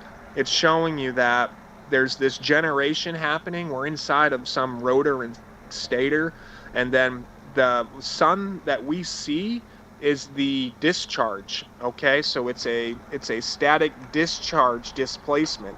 It's pretty much the shitter system. So it's what's bringing things inside of our system in here. You don't go through iron walls. You kind of do an osmosis situation. You use the field. So the magnetic field that we're in births the human. See how he receives the light, and then out of this other, the left sends out, the left gives. Okay, the right receives, the left sends the human, and then look, that's how this lady received a new child. Okay, so this is showing you how in the cave of creation right here, how you're receiving this unseen light, this transparent through the right, and then through the left, you get your body. You get that right is unseen, which gives the life, which brings the life in, and the left is that which produces and gives the body and puts it into form. So yeah, man. Let me Interesting. take it off the video because it'll. There we go. Nice. Yeah, man. So thought that shows you right there just a big part of the clear creating the black, creating the white. So it goes from clear to black to white, and then once you hit the right arm, you're getting the infrared system. Okay, or I'm sorry, the left arm, you're getting into the infrared system right there. So it's and then that infrared system can see because it has eyes, which creates the blue. And what color is the sea? It's blue. Okay, so what color is the sky? It's blue. It's not always blue though. When it turns red, watch out. That means there's blood. That means there's blood going to the thing inside of the womb. What's that saying? Oh yeah, I know. Uh, red sky morning, sailor take warning. Yeah, sounds right. I think that's it. I forget if there's another part. Yeah, there is. I don't. Yeah, I know what one you're talking about. I kind of forgot it too, but yeah, it's all true. I mean, that's from years of observation. It's all there. So on the chart, I know we didn't really hit it that much, but what we have here, ladies and gentlemen, is we have Saturn on the ascendant, which is the pineal sea connection to your consciousness. That's the degree of that everything unfolds from. So we're gonna see pretty much a new Saturn system is being born right here. It's in favor with the moon, where the moon's rising. The moon is silver. This could be a financial situation where we could see the death of the dollar this year, where we see the birth of the new, a silver system or a metal system. I mean, it's got Mars right next to it, so it's got the north node, and then it has the moon, so it shows the iron and the silver with the raising. So it can show you that the metals, and really the receiving metals, silver. If you think of, the Rockies, this big pile of silver, these bring in the new day. If you didn't have those mountains, you wouldn't have the sun. We wouldn't have our day. We wouldn't have a circuit that goes around and gives us this beautiful world. So those mountains, all of the silver, all of these things, these chunks of iron, these are all parts to our beautiful thing we call life here. So we have Jupiter in the first house, in Capricorn. So Jupiter's debilitated. Okay, this shows we're rising, we're birthing a debilitated Jupiter. We're stopping our unchecked growth. Okay, that's what this economy has been, unchecked growth. It's a cancer. That's what Jupiter is, a cancer. It eats up everything in sight. That little game you were playing, the more it ate, the slower it got. This is about the Thin King, who's ruling Capricorn. It's in his house. Okay, this is very much a Saturn time. It's in harmony with everything being birthed in the womb. It's showing you that it's the one germinating the womb, not Jupiter. Jupiter literally has not, it's got a little bit of harmony with it. It's showing a slight green line, so it does have a little bit of help in the form, which is going to make a very strong Saturn being. I mean, this is going to be the ancient Saturns being born again. We're getting the original. We're going to be getting the roots. We're going to be going back to fundamentals. I mean, this is going to be back to the true roots of human, which is human character. This is a system of ethic. This is a system where the ethic is treated it's the true goal. I mean, there's a lot of things to do here, but the ethic and moral, the intent, the intuition, all these things are there for your character that you're building, and your character that you're building is Pluto, and that all is tied to the choices that you make. So you get one set of choices that you make through all your lives, and that's your Pluto, your character. That's what you crystallize. That's your translucent clear crystal. So I mean, it's all there for us to see. We've got Mercury, second house in Aquarius, Neptune, second house. Wait, the first house is actually huge. We've got, okay, the first house goes all the way down to Neptune. So in the first house, we have Saturn, Jupiter, Mercury, Neptune, and that takes up Capricorn and Aquarius. That is straight pan right there. That is all pan energy. We've got insane amounts of communication and intuition with your Mercury, the messenger, and your Neptune, the tuning fork.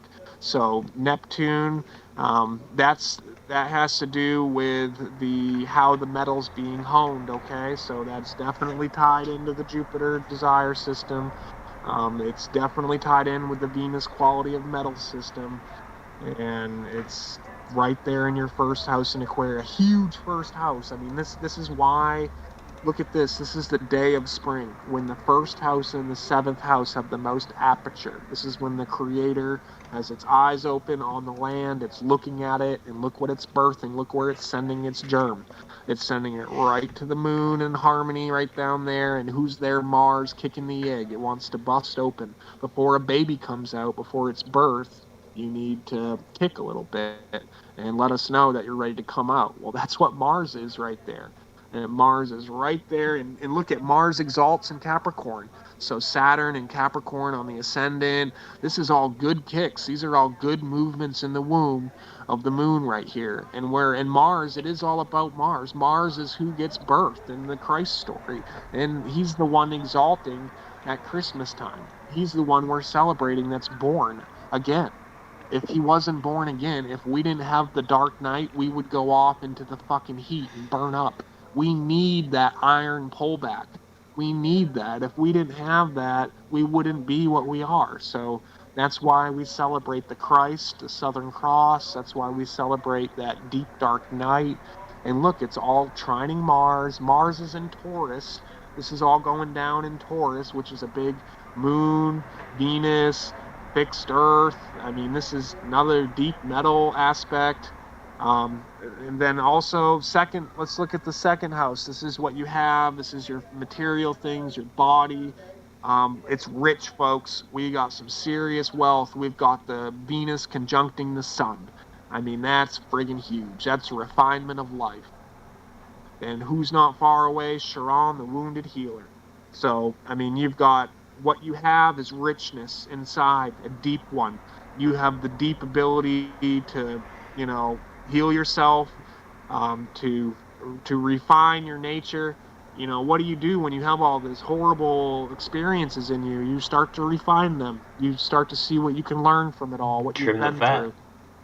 And that's what, after going through these tough times as a world, now we're going to become refined. We're going to know how not to do things. We're going to look around and we're going to do things differently because of what we've done, because of what we've been through. And, we can sit there and we can point fingers at some dumb elite force ruling us. But folks, this is me and you. This is all of us. We all create this. We all participate in this. I mean, this is your family of light. This is your one star system. You can't sit there and hate a certain part of yourself. I mean, this is all love. I mean, we're only as fast as our slowest thing. Our weakest link is our identity. So the more we can raise up our weakest, the higher we all become. So that's really what this is all about. That's what you played Diablo 2. You know Diablo 2. Yeah, man. You remember? I don't know if I used to play it quite religiously. I'm not gonna lie. But there's I did too. there's a thing that because obviously I like to use media and games to interpret, which is very odd. But one of the things that's one of my favorite things that I took from that now that I do teaching, I call it power leveling. And if you're not familiar with this in a game, essentially power leveling would be you reach the highest level in the game, and other people are, maybe they're new to the game, they're your friends, or you're just trying to level up a character. So what you'll do is you have a strategy that people figure out, and it's, you take a really low level player and run them through the hardest stuff because you're already really strong, and they quickly level up. So they call it power leveling, and it's like it's sort of one of those things where you pay it forward. So like maybe you have a power leveling group where someone levels you up, they help you get some gear, help you get going faster. What a great analogy, Tom. Right. Yeah. So like when I talk about teaching and stuff like that, I call it power leveling because that's what that's what I try to do. So it's like, how do we? That is the goal. Yeah. How do we do it quicker, faster, stronger? Because not everyone has time to sit down and read all of Aleister Crowley's books, or you know what I mean. Right. So it's like, how do we just power level these players and speed things up? That's true, man. That's a great point. I mean, because that's why we're doing this. I mean, it's really to just get cut through a lot of the. I mean, if you've got people out there just speeding straight, chaos, then you need some beings out there cutting through all the chaos, just getting you the good meat and potatoes, and that's really our goal. Honey, come look at the raven again. That's a big part of our goal on this, is just to get the real food that the people need. That's why you see me attacking stuff so viciously. I'm after that translucent, transparent, clear center. I want the heart.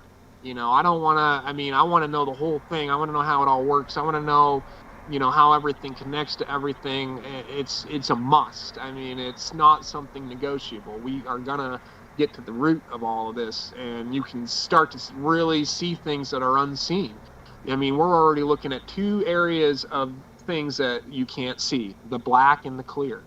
I mean, the black and the clear are the two worlds of the unseen. Those are your two unseen parents, the black and the clear. The white is considered the most powerful force that we know of, that we have access to. Power is different than the all. So power would be the expression of the white and the black combined.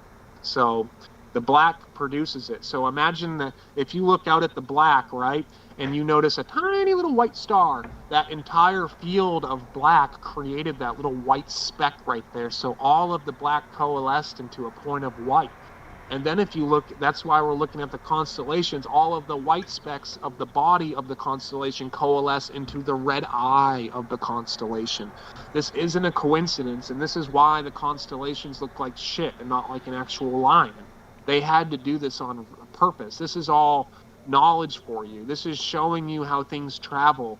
I mean, it's not supposed to look like a line. It's supposed to show you point A to point B to point C to here. It's showing you the circuit in and out. It should give you a 4D model, something with depth. It should show you things coming and going. The red eye, the red stars, all of the red fixed stars around us near the ecliptic would be things directly influencing us right here, right now. Because the white versus the red, we're inside something, you're in us. So all of these things are watching us. We have all of these red eyes looking at us. I mean, what do red and blue make? Purple. That's where we sit, in the purple. So we are the red. We're heading to the blue. We're facing the blue, the Lu. Where all we can see is Lucifer. We're facing it. What we can't see is the dead, the red. That's all the past, pop. That's eternity. That is what you just can't take away. You can't take away the fact yesterday that I had a French fry. You just can't go into yesterday and remove that out of yesterday. Are you sure? And I mean, unless you can, in this timeline where I'm at right here, right. It seems impossible. Now, could other timelines have existed where that French fry could not have been there? Absolutely.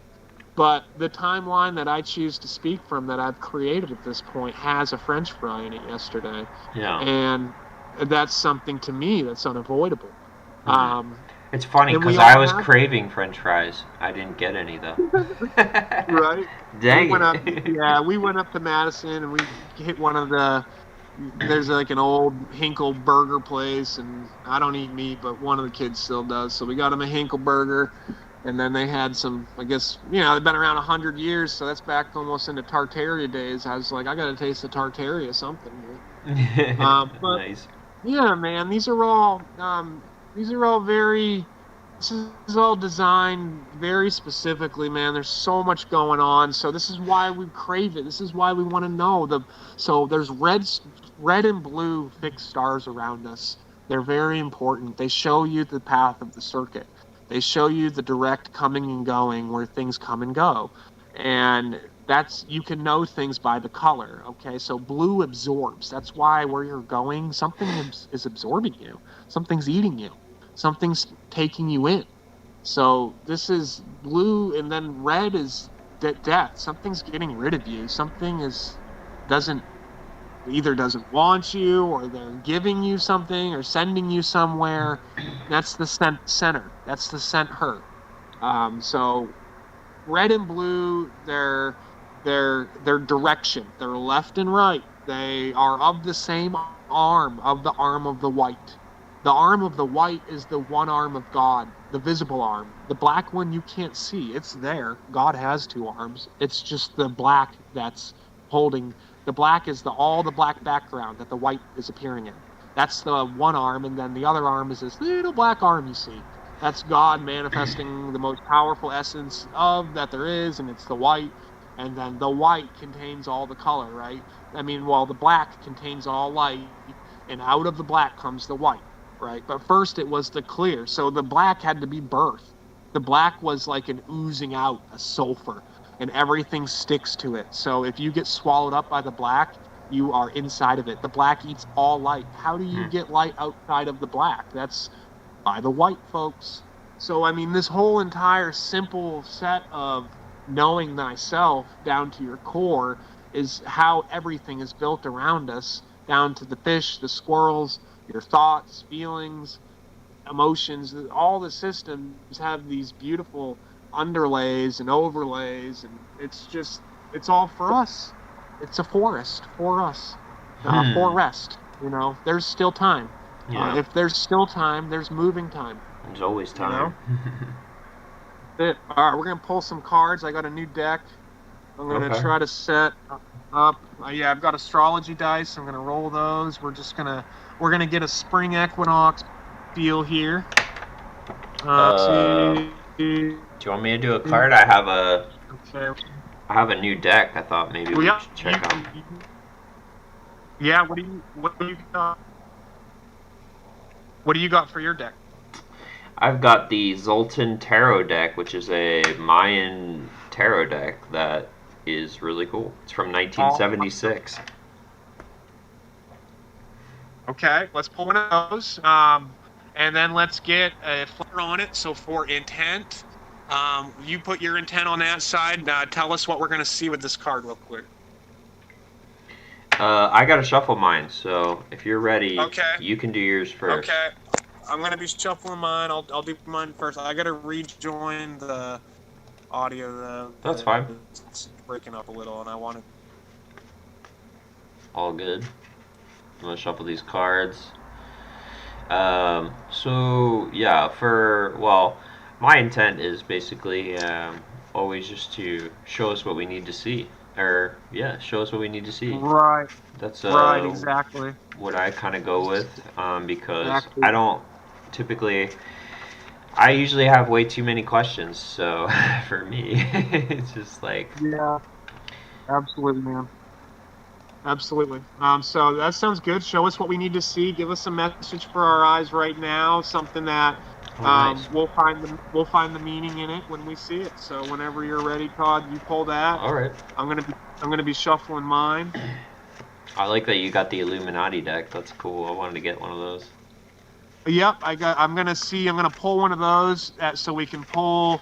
Kind of like the deer card last week. We've got a watchful eye. We're watching around us right now. I'm gonna pull one of those to make sure any kind of false flag events or something like that that might be happening coming up. We can see, maybe get a hint from the universe what we should be careful of. Yeah. That's why I got the Illuminati cards right there. So we can see that, yeah, I got 2 decks of these. Kind of hard to find. Let's do one of those first since I'm talking about it. I'll shuffle. I'm just gonna. Illuminati one? Yeah, man. Yeah, dude. I got the other one shuffling too. Did you? Well, I Alright. guess I got my camera out, so I'll pull. Yeah. I'll pull it here. Let me just shuffle them. Okay, so we're looking with this Illuminati card. We're just going to use this as a key to kind of see, what those that don't have the best intent for life, what they might try to be planning in the background right now, so we can always stay one step ahead. So let's see. Stay ahead of the warlocks. Yeah, the warlocks. I love that too because it is the warlocks. All right, what do we got? Ladies and gentlemen, we pulled the gun lobby card. Look at this. Interesting. So, and there's a lot of stuff with guns going on right now with lobbying in Congress. We've very much got a gun event that just happened with the Asian parlor shops where 8 women were shot dead. Some, of course, weird-looking white guy with red hair, some ginger, probably Rh negative blood, sacred bloodline they attacked or something weird. It also looks like the weird Jewish people. You know how they look, their genetics look kind of weird, but they say they're the chosen people. Right. I'm sorry if you get offended by that, but you can't get really offended by the type of nose you're born with. It pretty much you manifest what you are. So if you don't like it, do some inner work and change it. Yeah, really. That's really what it's all about. Everybody wants to be a victim nowadays. That's one of the big problems. That's not nice or that. I mean, it is what it is. The truth doesn't really care what you think about it, if it upsets you, if you get some sand in your panties. Yeah. I mean, you got to get over it. You just have to do your work. So, all right, gun lobby card. This said resistance is 3 normally against any liberal, weird, or communist group. Resistance is 10. So this event scares liberals more. Anytime a conservative or violent group in your power structure is attacked, whether it succeeds or fails, you may draw a plot card as soon as the attack is over if you still control the gun lobby. So obviously this is some random style of card in a game, but the universe wants to show us, it's got a picture of the gun, the money here. We've got the black gun, sending out the green. Remember what the black burst the white, but part of the white, all of the white has color. So within the white, you've got the green to the gold, the Aries to the Libra. Where are we at? We're at Libra. So we're seeing a time of money. This is going to be a time of year. They're going to be dumping a ton of money out. Okay, so out of the black, they're dumping stimulus checks out. Tax returns get pretty much bigger every year if you got kids, I guess, at least. But they're going to overheat the economy. I mean, I've been seeing shit like this for a minute now, but they're just overstimulating it. The more dollars you put out there, the more that affects mom and pop that have been saving their money, for a long time, so their kids could have a good future. Well, now all that money's worthless because they just put, 50 times that much money in it's supply and demand. When you have more of something, it makes the things that are out there worth less. So, yeah. So that's my case for things like these natural crystals, something like this that the cosmos made that took thousands of years, that you see that little bubble in there. You can tell that these are real. The vintage ones that are old, I mean, this is rare. Things like this, you can't just go out and print off a printer. Gold, it's more rare than printer. You can print off a printer, but our system is gold. So silver is the real rare object in our system. The slivers come in from the outside, and that's how our gold builds its body. The gold's unseen, hidden in the middle, and that emits the heat, that vibration inside that makes all the funguses grow in caves. So that's why gold, mold, it's the same fungus germination of the father. That's why when you eat, magic mushrooms and it's even says, got the words seal in it, psilocybin. It shows you that there's this cave of creation and there's this gold thing emanating and moving things and pushing them around and life is dancing. All right, so we had a silly one of those gun lobby. You've seen the price of ammo lately; it's through the roof. I'm No. not a big. I was in the military. I enjoy shooting guns for fun, like target practice and stuff. And I don't get like super excited about it really, but I mean it's fun. It's just something about some combustion energy, that loud sound, I guess, that's enjoyable. But in terms of like feeling protection and safe by owning guns, that doesn't give me any safety at all. That doesn't eliminate any fear. We live in a day and age where they can just drop some huge bomb and blow up millions of people. So to think you're protected with some like gun that you have in your closet, I mean, It depends, though, you man. really It's really depends very. on the type of war. Well, it You depends know, on I what mean, you're it doing, depends though, on too. Where you live. I mean, some people need guns right. for It's a tool. animals, you know. So. Yeah, it's a tool. It's really a tool, just like a fork. So, all right, Todd, give us a draw. Show us what we need to see on your side. I'm going to start shuffling the animal cards over here just All for right. movement later. So, according to the pamphlet, you're supposed to do one of the. I don't remember what they call it. It's like a pond pool or some sort of pool. So, Okay. I'm just gonna draw one because I never did this before for this deck. So, and we'll go from there. Okay. So, Uh-huh. let's see. I'm feeling. What did you say the name of the deck was? It's called the Zoltan Tarot Codex. That's cool, man. Mayan theme a little bit. I like Oh the yeah, last one you got through. You've been getting some awesome tarot. I'm probably gonna have to get that the mushroom deck. I really like being able to see what the Black Sun wants to show us, and that's all I can see when I look at that deck is the Black Sun. we're going with this. All right. So we got the six of staffs. Oh wow. So how do I? Let me zoom in real quick. Yeah, There we find go. a spot there. Okay. Okay, there we go. So we've got 6 of staffs. Okay, so staffs 6. That's huge, folks. 6 of staffs is a 7. You know, the 6 is the hex, the cube around you, and then you're the point in the middle. Okay, so a staff is a shaft, is an access. The 6 is the womb, the sex, right? So I mean that's the 6 system. We've very much got the womb and the metal being built inside the staff. So the 6 is creation. It's the beloved. It's Jupiter. Folks, get ready for the birth. I mean, there's sex going on right now. What do you think spring is? It's pretty much it's a very sexual act. It's where things remarry, reattach, and we get the next dose of this year's spiral going up. I mean, or going down, whichever way we're going. I mean, we're going somewhere though. That's the truth there. That's awesome. Though. Look at that. So we've got 6 of staffs. We've got, and look, he's heading to the right. That's good there. Orange background, which shows balance and reflection, a very Saturnian color there. Late Mercury, late summer. It's also we've got Mars energy in it. If you see the Mars symbol below. So we've got, that's where we are right now. If you look at 6, it's really 2 3s. You know, the 3 is the Aries symbol ruled by Mars. So it could be the 33. You know, the 6 made up of 2 3s. If you get back to the 23 we were talking about earlier, or the 32. So 6 has got quite a bit of Hey, you got to hear this. Play with it there.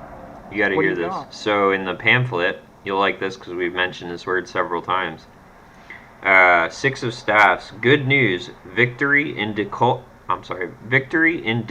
situation. Harmony. Oh wow. There you go. Right.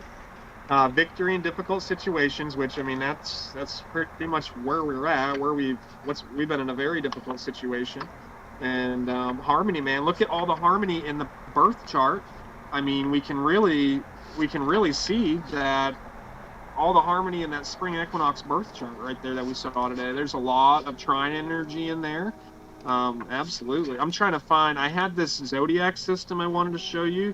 Okay. For the number 6 is number 9, and the number 9 is the number 6. So the way that they have this drawn in there, it blew me away. they have our numbers are messed up, man. Oh wow. It had the sixth house, which would pretty much be Virgo. That's really the 9, okay, Hmm. which is really where the Christ is, the crystal. And let me see here. I'm getting close to it. I know it, but it was very old. It was from the medieval time, and right where the sixth house was, it had the 9, and then it had up where Sagittarius was supposed to be. It had a 6, and then it had a weird 8 and a weird 7 as well, and some weird other numbers. But of course, now that I'm talking about it, it's escaping me. Anyways, yeah, man, fix the stats, excellent. Let me see, it might be right about here, and nope. Okay, we'll get it next time or something. Here now that I've got the symbols are there, so here.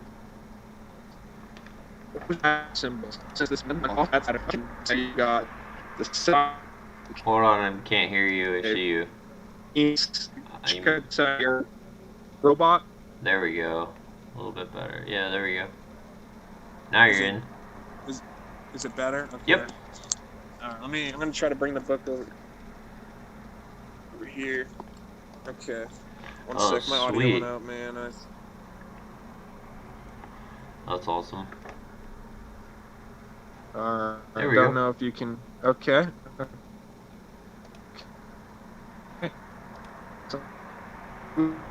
Oh no. You're still a robot, bro. I wish we could do this live. I need to move to Kentucky. Alright. Then we could just set up everything and wouldn't have to do this stuff. Apologies, everybody. We can only do so much with the internet these days. I know. Alright. Yeah, man, and I'm working. I'm gonna probably get a better setup. I mean, we don't have Wi-Fi in the house, so I mean, it's pretty much our choice on that. So I'm gonna get a hard setup and probably a laptop. I mean, we'll get the shows, more dialed in over time. And I mean, the bottom line is to get the info to the people, of course. So we're just doing what we can right now. Yeah. I'm gonna chill with the video, trying to get that on there. But anyways, I've got a neat thing where 6 and 9 are switched. You just saw some of the neat symbol for Pluto that's tied in with the symbol for Aries coming up over the horizon. So Pluto is really much the spring equinox right here is what it's showing us. So I mean, it's something big right there. Your character, the sun exalts here, so you should put your sun, your life, and your character. It's got a neat little connection. I'm gonna draw. I guess I don't know if I'll be able to. I'm gonna try to keep my phone right here and draw an animal card. Okay. We'll see if it lets me or if it robots me. Okay. How's that? Am I roboting? No, you're good. Okay.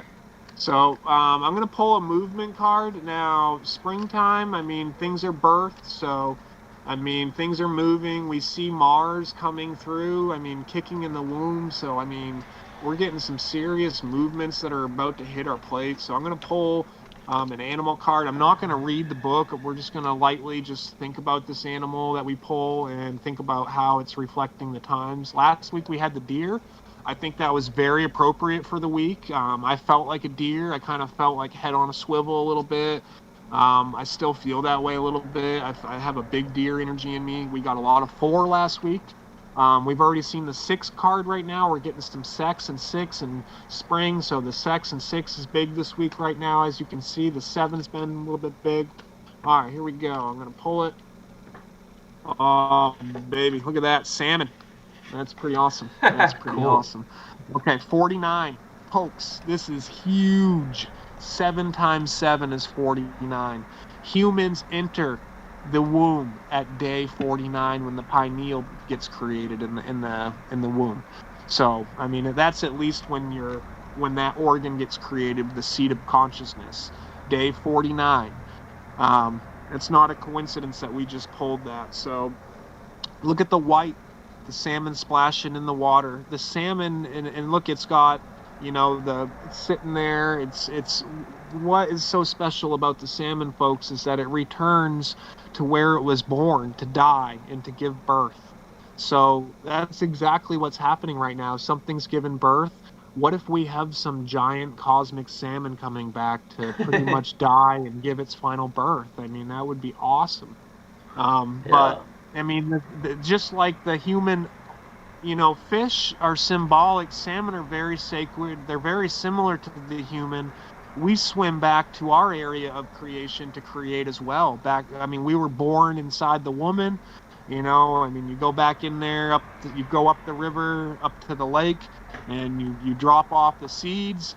Most of them die. Most of the sperms die. Only one lives and gets fertilized by the egg. And then the egg, then, of course, there's no salmon around, and then the egg's being born up in that lake. And then what do you know? The lake is bursted, the rivers flood, the water breaks, and you got this, all the salmon come out and they go to the ocean, the sea of life. So 49, it's 4-9. We had a 4 last week. We're connecting maybe to the 9 right now. We connected a little bit today with a 9 with the Hermit card, with the 9 and the 6 kind of switching positions too. So remember how I was just saying, really, this symbol we're looking at as that 9 up there is really a 6. So that is really a 6 in the old it's 4-6. So I mean, it is 49, but it could also be 46. So it's kind of neat. That 4 symbol, that's Jupiter right there. We should know that. And then that 9, that's showing movement, right? That's showing a circle with a black circle, a clear center, and then it's taking off. So it used to be over there, and you can see its shadow where it's been. So that's the Hermit, right? They also swim upstream.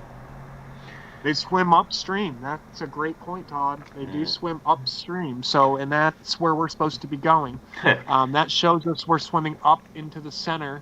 That's why this year is really where they start everything from. Yesterday was day 0. Today's day 1. You know what else is funny? So, if you read the Norse mythology, Loki turns into a salmon to avoid Thor. Well, he like killed a bunch of people or something, so they're like trying to find him. Wow. So he turns into a salmon to avoid getting caught by Thor and some other dude. Yeah, it's interesting. That's awesome. I know we talked about Loki a little bit last week too, which is interesting. That's true. I'm going to roll these dice. We'll see what we get here. Okay, let's re-roll that. Nice. Look at this, dude. I've got... Alright, so of course I get a 9 or a 6 on my number die. I knew it was going to be one of those damn ones. We've got Pluto, and we've got Capricorn. That's huge, man. And Pluto's in Capricorn, in the 12th right there. 6, so maybe Pluto, this 6-9, we're getting a big... It could be a 6 or a 9 either way. It's telling us it wants it to be a 9. But, we've got that 69 is the journey up to Cancer where Jupiter exalts. So, the birth of character, that all ties in very well. Once again, we see on this right here, we see the sign for Capricorn shows us the V, the 5, the quintessence is moving. Once again, there's the 9 on the Capricorn symbol. Absolutely. And that would be 14. Right there. 5 plus 9 is 14. That's a Roman numeral V, and that's a 9. That's 14, 1-4. 1-4 is it's a 5. That's the pyramid quintessence. And then we've got Pluto, character, and that's what's being birthed. And that's good. I mean, that's what we need. It's about that time. We need character. Notice this is a 12-sided die, and it's got 5 pentagonal faces. So Venus is the face. She's beautiful, but it's got 12 faces, okay? And then we've got, of course, you guys know what a 9 and a 6 looks like. That's what we dropped there. Nice. I'm gonna do one traditional card. Okay. And then a rune, and then we'll see what you got, and then we might call it because we're getting into our normal couple hours here. So yeah. Let's see. Um, yeah, that Pluto symbol, man, that's a neat symbol that I just had up on there. It's Pluto's very much, that it's the shadow of death, your character, your burnt actor. That's why that P it throws down life, throws down a shadow of L, death. It's your char actor. Yeah, it's your burnt actor. That L, that 90 degree, that cube is your shadow, and the P, the life, is what's standing up in the shadow. So you're in the shadow standing up. It's pretty much you're a candle or a light in a dark room. I think we might really be the light of the world. All the humans on the planet are what give it lieu. So we might be the devil if we didn't have our vision field, if we didn't all go around and look and create a visual reality, then this whole entire system wouldn't be.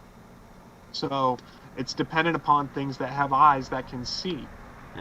That's how you reflect things back, I think, through the moon, because the moon is how we give back and the sun is how we get. So the moon takes our vision, which I think is the light they have behind the new digital universe that they're trying to get us all into. I think is a bad kind of moonlight that draws us in and that traps our core essence in there. And I think they're going to collect it potentially and try to do something with it. I mean, they're going to realize that they can't because they're retarded for thinking they can. But yeah, I They just can try. be wary with the types of pulling lights that absorb the types of blue lights. That's why they got blue light blockers, because blue light is something that's pulling your light. Red light gives to you. Always look at Mars. It's giving to you. Mars is the gift. It's a warrior for you. All right, here we go. Oh boy, Empress. We got the 3 card. Nice. Venus. So, I mean, that's huge. Right away, I mean, we're seeing we've had a lot of Libra stuff. 7, Saturn, metal. Venus is conjuncting the Sun. So, what kind of germination are we getting? We're getting a refinement germination. Venus is there, so it's not just some random electric charge coming in. You're getting the Empress. You're getting refinement, beauty. See the 5 on the face? See her face? We've got the 5. The very top of it is the air on the surface, the stars, the firmament, and then this cube right here, this rectangle shape, is the bottom of the pentagonal face, and that's the face of the human. That's the beauty right there. Yeah, beauty reminds me of butane a little bit. That's how you, yeah. So the heart right here, this heart shape is also tied to Saturn, we know. Um, it's also tied to 3. You can see the number 3 right above that that makes up the top of the heart. That's creation, movement, Aries. Right, what comes next? Taurus, right? Venus, it's showing you. We've got Venus is colored in yellow inside of that heart right there. What's on So her dress? It looks like a fruit. we've got ladybugs. Oh. So then we're in the time of the year where ladybugs, it's showing you what time of the year are we in. This is actually probably depicting fall, the 3, which is the 4th is the thing, and the 1 is the rising, the 2 is the culmination, the high midday. Think of Gemini. The 3 is the setting, the knowledge. You've been through the day. See the straw, the gold straw right down here? This shows you the fall time, the gold, okay? The gold comes in the fall. The green comes in the spring. The green gets pushed out in the spring and it returns as gold in the fall, the golden straw. And then she's got golden hair. She's got a golden thing around her neck. It's putting gold near all the parts of that are the metal. So Virgo, the wheat, she holds golden wheat. Taurus, showing you the neck. She's got a golden area around her neck. So all your areas of earth or metal are gold, she's showing you. Capricorn, you've got a golden staff, a golden axis, a golden freaking rod. This is very big Venus gold. You can see, so what the white versus the red, right? So, right here, the white is here and it's birthing the red. So the red, these ladybugs that are coming out, and the green she's wearing spring. That's her clothes. She's clothed in spring. She's clothed in this seat of white, and then on the arm of the white you get the red. So these red are the infrared. These would be the eyes, and the eyes are how you see. What do you see? Really, you can only see the black, right? Because the black was created from the clear. What we look out and we see the black. And then you're wearing the white, and then you've got little hints of green in there. And look at a little bit of blue down here, which is neat. You don't see a lot of blue on this, but there is some right on the bottom, on the floor. Oh yeah, and look at on the outside, you've got blue going down. The blue goes down, the red goes up, right? The red's going up in the middle. It's going up her body, up these clothes, right up to the yellow. This is the 3, the creation. So this is very much, Venus, this time of year in March on the equinox, we aren't in Aries, we're in Pisces. Venus, this lady right here, or really the man, the metal, this exalts in Pisces, because when you germinate your pure waters with the gold, you birth a golden thing. You birth refinement. So this is very perfect card for today. We've got the salmon, the water's returning home, the golden salmon. It's the gift of life right here, the gift of refinement. We've got some seriously beautiful gifts coming to us. This looks like the beginning of a potential golden age, getting rid of this shitty Jupiter gross growth system and moving into a birth of a new age ruled by potentially metals, real gold and silver, crystal, real things, real material things. If you're going to live in a material realm, a virtual Bitcoin isn't going to do you any good. If shit hits the fan and you go to a farmer and you would like some of his corn, a Bitcoin is not going to serve him. There's an old Indian saying, how many sheep does it hold? That's an expression for what use is it going to give me? That's it's really real weird nice though. and all. I'll be honest though, it's hard to say because there's a huge push right now for art in that space, and I personally believe that when art goes into something, there's sort of a divine. Yeah, well, we're already there, and honestly, for me, Bitcoin's kind of saved my life a few times because the investment opportunity. But it's hard to say. It's there as investment. It's there to make a profit or loss, but it's not there for wealth. Right. It's not there for security. Yeah. Those are things you would need to reach for real tangible assets. That's why we're going to be about to go into a commodity run. You're about to watch the economy this year move into hard material assets. That's why you see oil and gas going back up. Metals are going to go to an all-time high. I really do love the fact that art can get out there and move into new paradigms, and I do believe that it is pretty much a good sign if it is in that realm. I just think that right now what we are seeing is we are seeing a collapse of the dollar, and what they have done is they've created this. They need sinkholes for the dollar to run to when the people are scared, because everybody sees it collapsing. So they want to put out, in my opinion, some false sinkholes for that money to go into. They're giving everybody a fair chance. They have to respect the will system. That's why they're overheating the economy. They're giving everybody a chance to get some money to be able to put it to where you need it.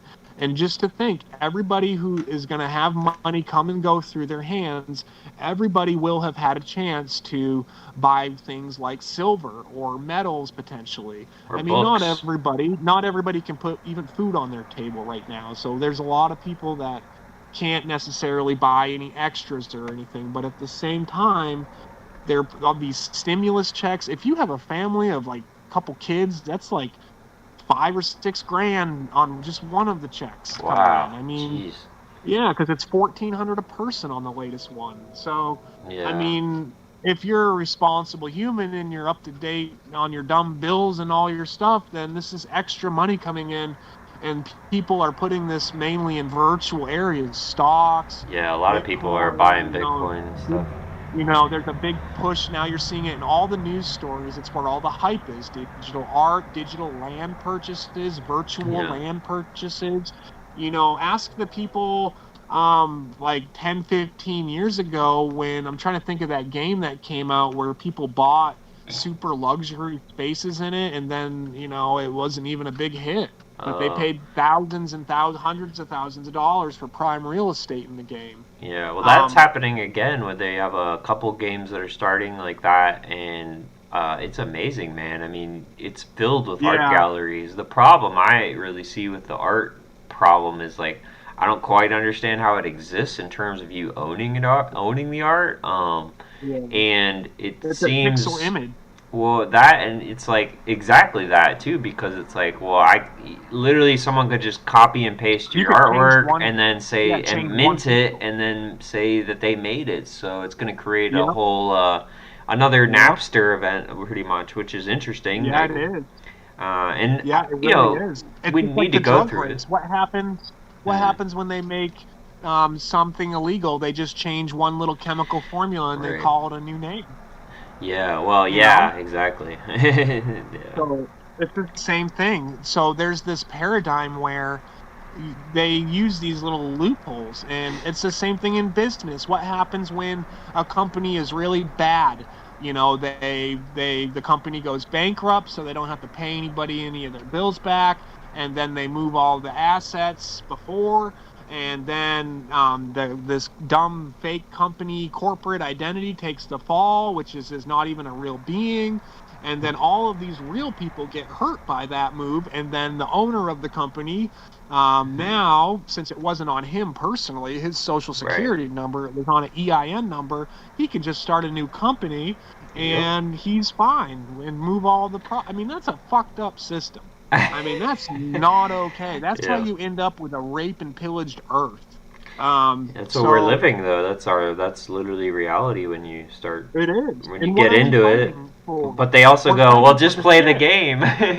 They go, well, you right? can And play we're the all game too. fighting. It's like, oh, okay. And we're all fighting for the shit out of the bottom the middle Egyptian guy's butt.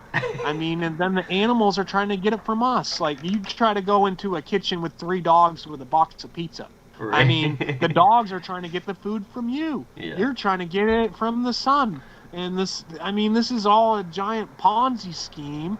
If you just stop eating, and fast, you're pretty much there and you're connected to the all. But then you got to eat shit to come back to the shit, so you can tell Yeah. people that you're the shit because you just saw the shit. Right. So it's a giant shit show, man. It Yeah. really.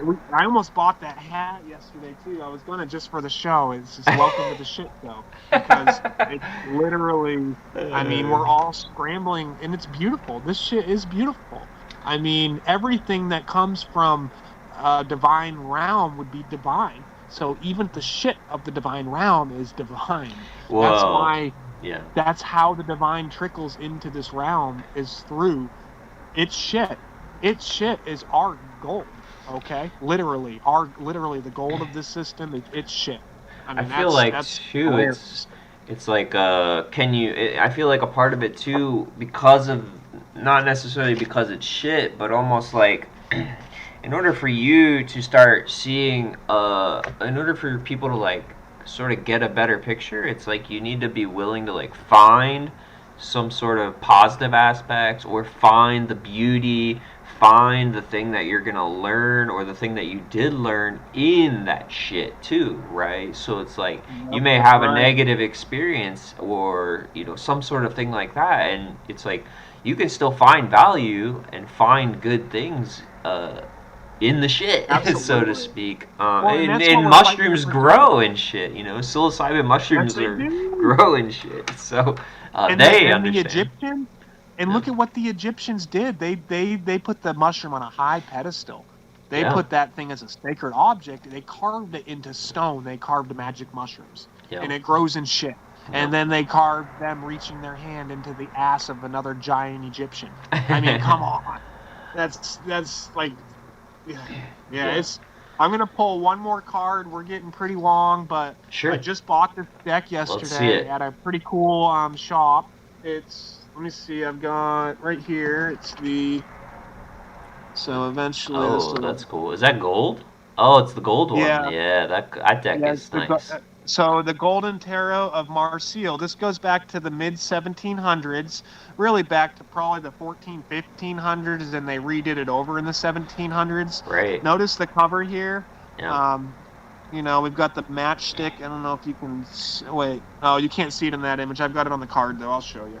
So That's I'm gonna pull a random one here. These ones are very simple. So these ones are very, very. They've got the same number of cards, 78. The 22 trump, and then the I guess 56 arcana or minor arcana, and then on the minor arcana though are very, very simple, very majestic. So they force you to just look at the concept of 7 or 8 and the concept of a wand, or I think they've got chalice. They're all in French, so we'll do our best here. I can pretty much figure it out. that original All right, deck's yeah. really expensive on eBay too. I've seen one before. It's like a $300 deck. The old one. Oh, this one, Wow. maybe a real gold one. Wow. I got this one for $29.99. Nice. So $30, but The which sun. is weird, almost 30. So yeah, can you see that? So I've got. Let me see if I can. I've got the sun. It's a trump card, a major trump card, folks. It's card 19. Oh my God, La Sol. Okay, this is huge. I mean, this is where the sun exalts right now by Venus exalting sidereally in Pisces, where it's at. It shows us where Venus is at right now. It's providing the pure refinement germination to make the tropical sun, which is 27 degrees forward in March in Aries, burst. Okay, so we've got what's coming out is from it's from the pureness of Venus. See the red and the blue holding hands? No. Hold on, you're Red and blue roboting. holding hand. Take a break. Okay. Now you're good. Okay, you should be good. Set it down here. Okay. So the red we got right here, Jupiter and that coming out from the all. This is the white. If you notice the white right there, that's got all the colors in it. See the white in the very background of it, and then you've got the red and blue followed by the yellow. So the red and the blue are having sex, birthing the yellow, the sulfur. Okay, so That's you've beautiful. got that yellow is 1, 2, 3, 5, 6. Am I going out again? Can you hear me okay, Doug? I can hear you. I think your camera froze. I'm not sure here. Okay. Well, if But you can we hear can me still okay, see the we'll we can finish still up see the anyways card. here. Sure, we can still You can see it. Yeah. Okay. It's beautiful. Okay, cool. All right, so 19, that's huge. I mean, the sun, the real sun, the crystal sun, the 19 forms of potassium, the 19 rays of crystallization, okay? That's where all white comes from, all black, all white, all color. It probably all begins in the 19 forms of Vulcan. Vulcan takes 19 days to go around the zodiac. So there's a crystal sphere. It goes really fast, and it probably gives us our visible sun each day. Each time the crystal, it's a 19-day cycle, which would be quicker than the moon by 8 days. Okay, Yeah. So it's faster than the moon. It's the closest. It's the ether. It's the forms. It's what keeps everything separated into things. You've got the inner gas, the sulfur that sticks everything and makes things into things, and then the ether gas keeps those things separated into individual things so they don't all stick together. That's the outside bone. That's what we're looking at, the word, the teeth. The outside bones emit, and the inside bones stick and grab and collect. So that's a perfect card. We're in a time of emitting. We're getting sent the brand new stuff, brand new color. You can do anything with it. You can kill your brother, Cain, or you can be Cain and Abel and kill your brother. But if you're balanced and you hold hands, I mean, that's right where we are. Remember, this is all direct divination. All these cards came out just how they were supposed to, and this is all dead on. The Equinox, dead on, right where we're supposed to be. These are all very important towards the time where we're at right now. I mean, it's no coincidence that I didn't pull the death card, I didn't pull the devil card. I mean, we got the sun, the soul. Remember, the solar is different than Helios, than Apollo. I mean, we've got the visible sun versus Lu. we've got the non-visible sun versus the visible sun, luminescence, aluminum. That's why they put aluminum in the sky. To probably keep the visual fake sense crap up going. So they don't want to lose that. They don't want you to lose the sense data world, so they got to keep dumping aluminum in the sky to keep Lucifer here. So you can be wrapped up in the sense feeling part and not overcome it with reason, rationality, and build your character. And not just ask a fall in love question with like, the why? Right? I hate that. You can't even. it. I'd be like, can we talk about this? And people would be like, nope. It's like, oh, okay. Right? They're literally Yeah, they're just not. spraying shit on top of the cities. Like, ask a question. Why are they doing this? Right. Crazy. Right. Man, Todd, let me think. We're about a couple 2.5 hours in. You want to wrap her up? So Sure. Yeah, I maybe mean, next week we've got a guest. That'd be pretty cool. yeah, we should have Lilo Dent. Sorry if I mispronounced your name. But yeah, she No should worries. be joining us. I'm sure she'll be down. I know she's doing like some cool tarot projects where they're making tarot decks with like multiple artists and stuff. So we'll have lots to talk about, I think, with tarot and art and all that. That's So cool. yeah, See, it I should be wanted to fun. pick her brain on making a deck. Yeah. Like, hey, was there not a deck out there that captured what you wanted to show the world? I mean, Yeah, this we'll is definitely awesome. ask her. So yeah, that's gonna Yeah. be awesome. So definitely tune in next week for that. That's gonna be cool. Yeah, I appreciate everybody watching that's watched it up to this point, or even that checked in parts of it. Thank you. I mean, help, thumbs up and like, spread it if you can. Just try to get it out there to a couple more people. Even if it just gets to one person and it changed a little part of their life, that makes it worth it, the whole thing. Yeah, for sure. And at the very least, it's fun for me and you, I think so. If not, it's your Absolutely. loss. Yep. Um. That's true. So yeah, I think that unless you got any last words for this week. No, that's it, man. Everybody have a great week. Yeah. Like I said, stay happy, keep a smile on your face, stay strong. Weather should be warming Enjoy. up too, so we have more sunlight. Yeah, birthing. Could be some good sunlight. Absolutely. You're a robot now. Yeah, Todd. I mean, great job, man. Yeah. Trying to reload it. That's all good. All right, cool. Well, yeah, everybody have a great week, and we'll talk to you next week. Excellent. Okay, I'm back. Did you shut? All right, Still going? say goodbye. All right, bye, everybody.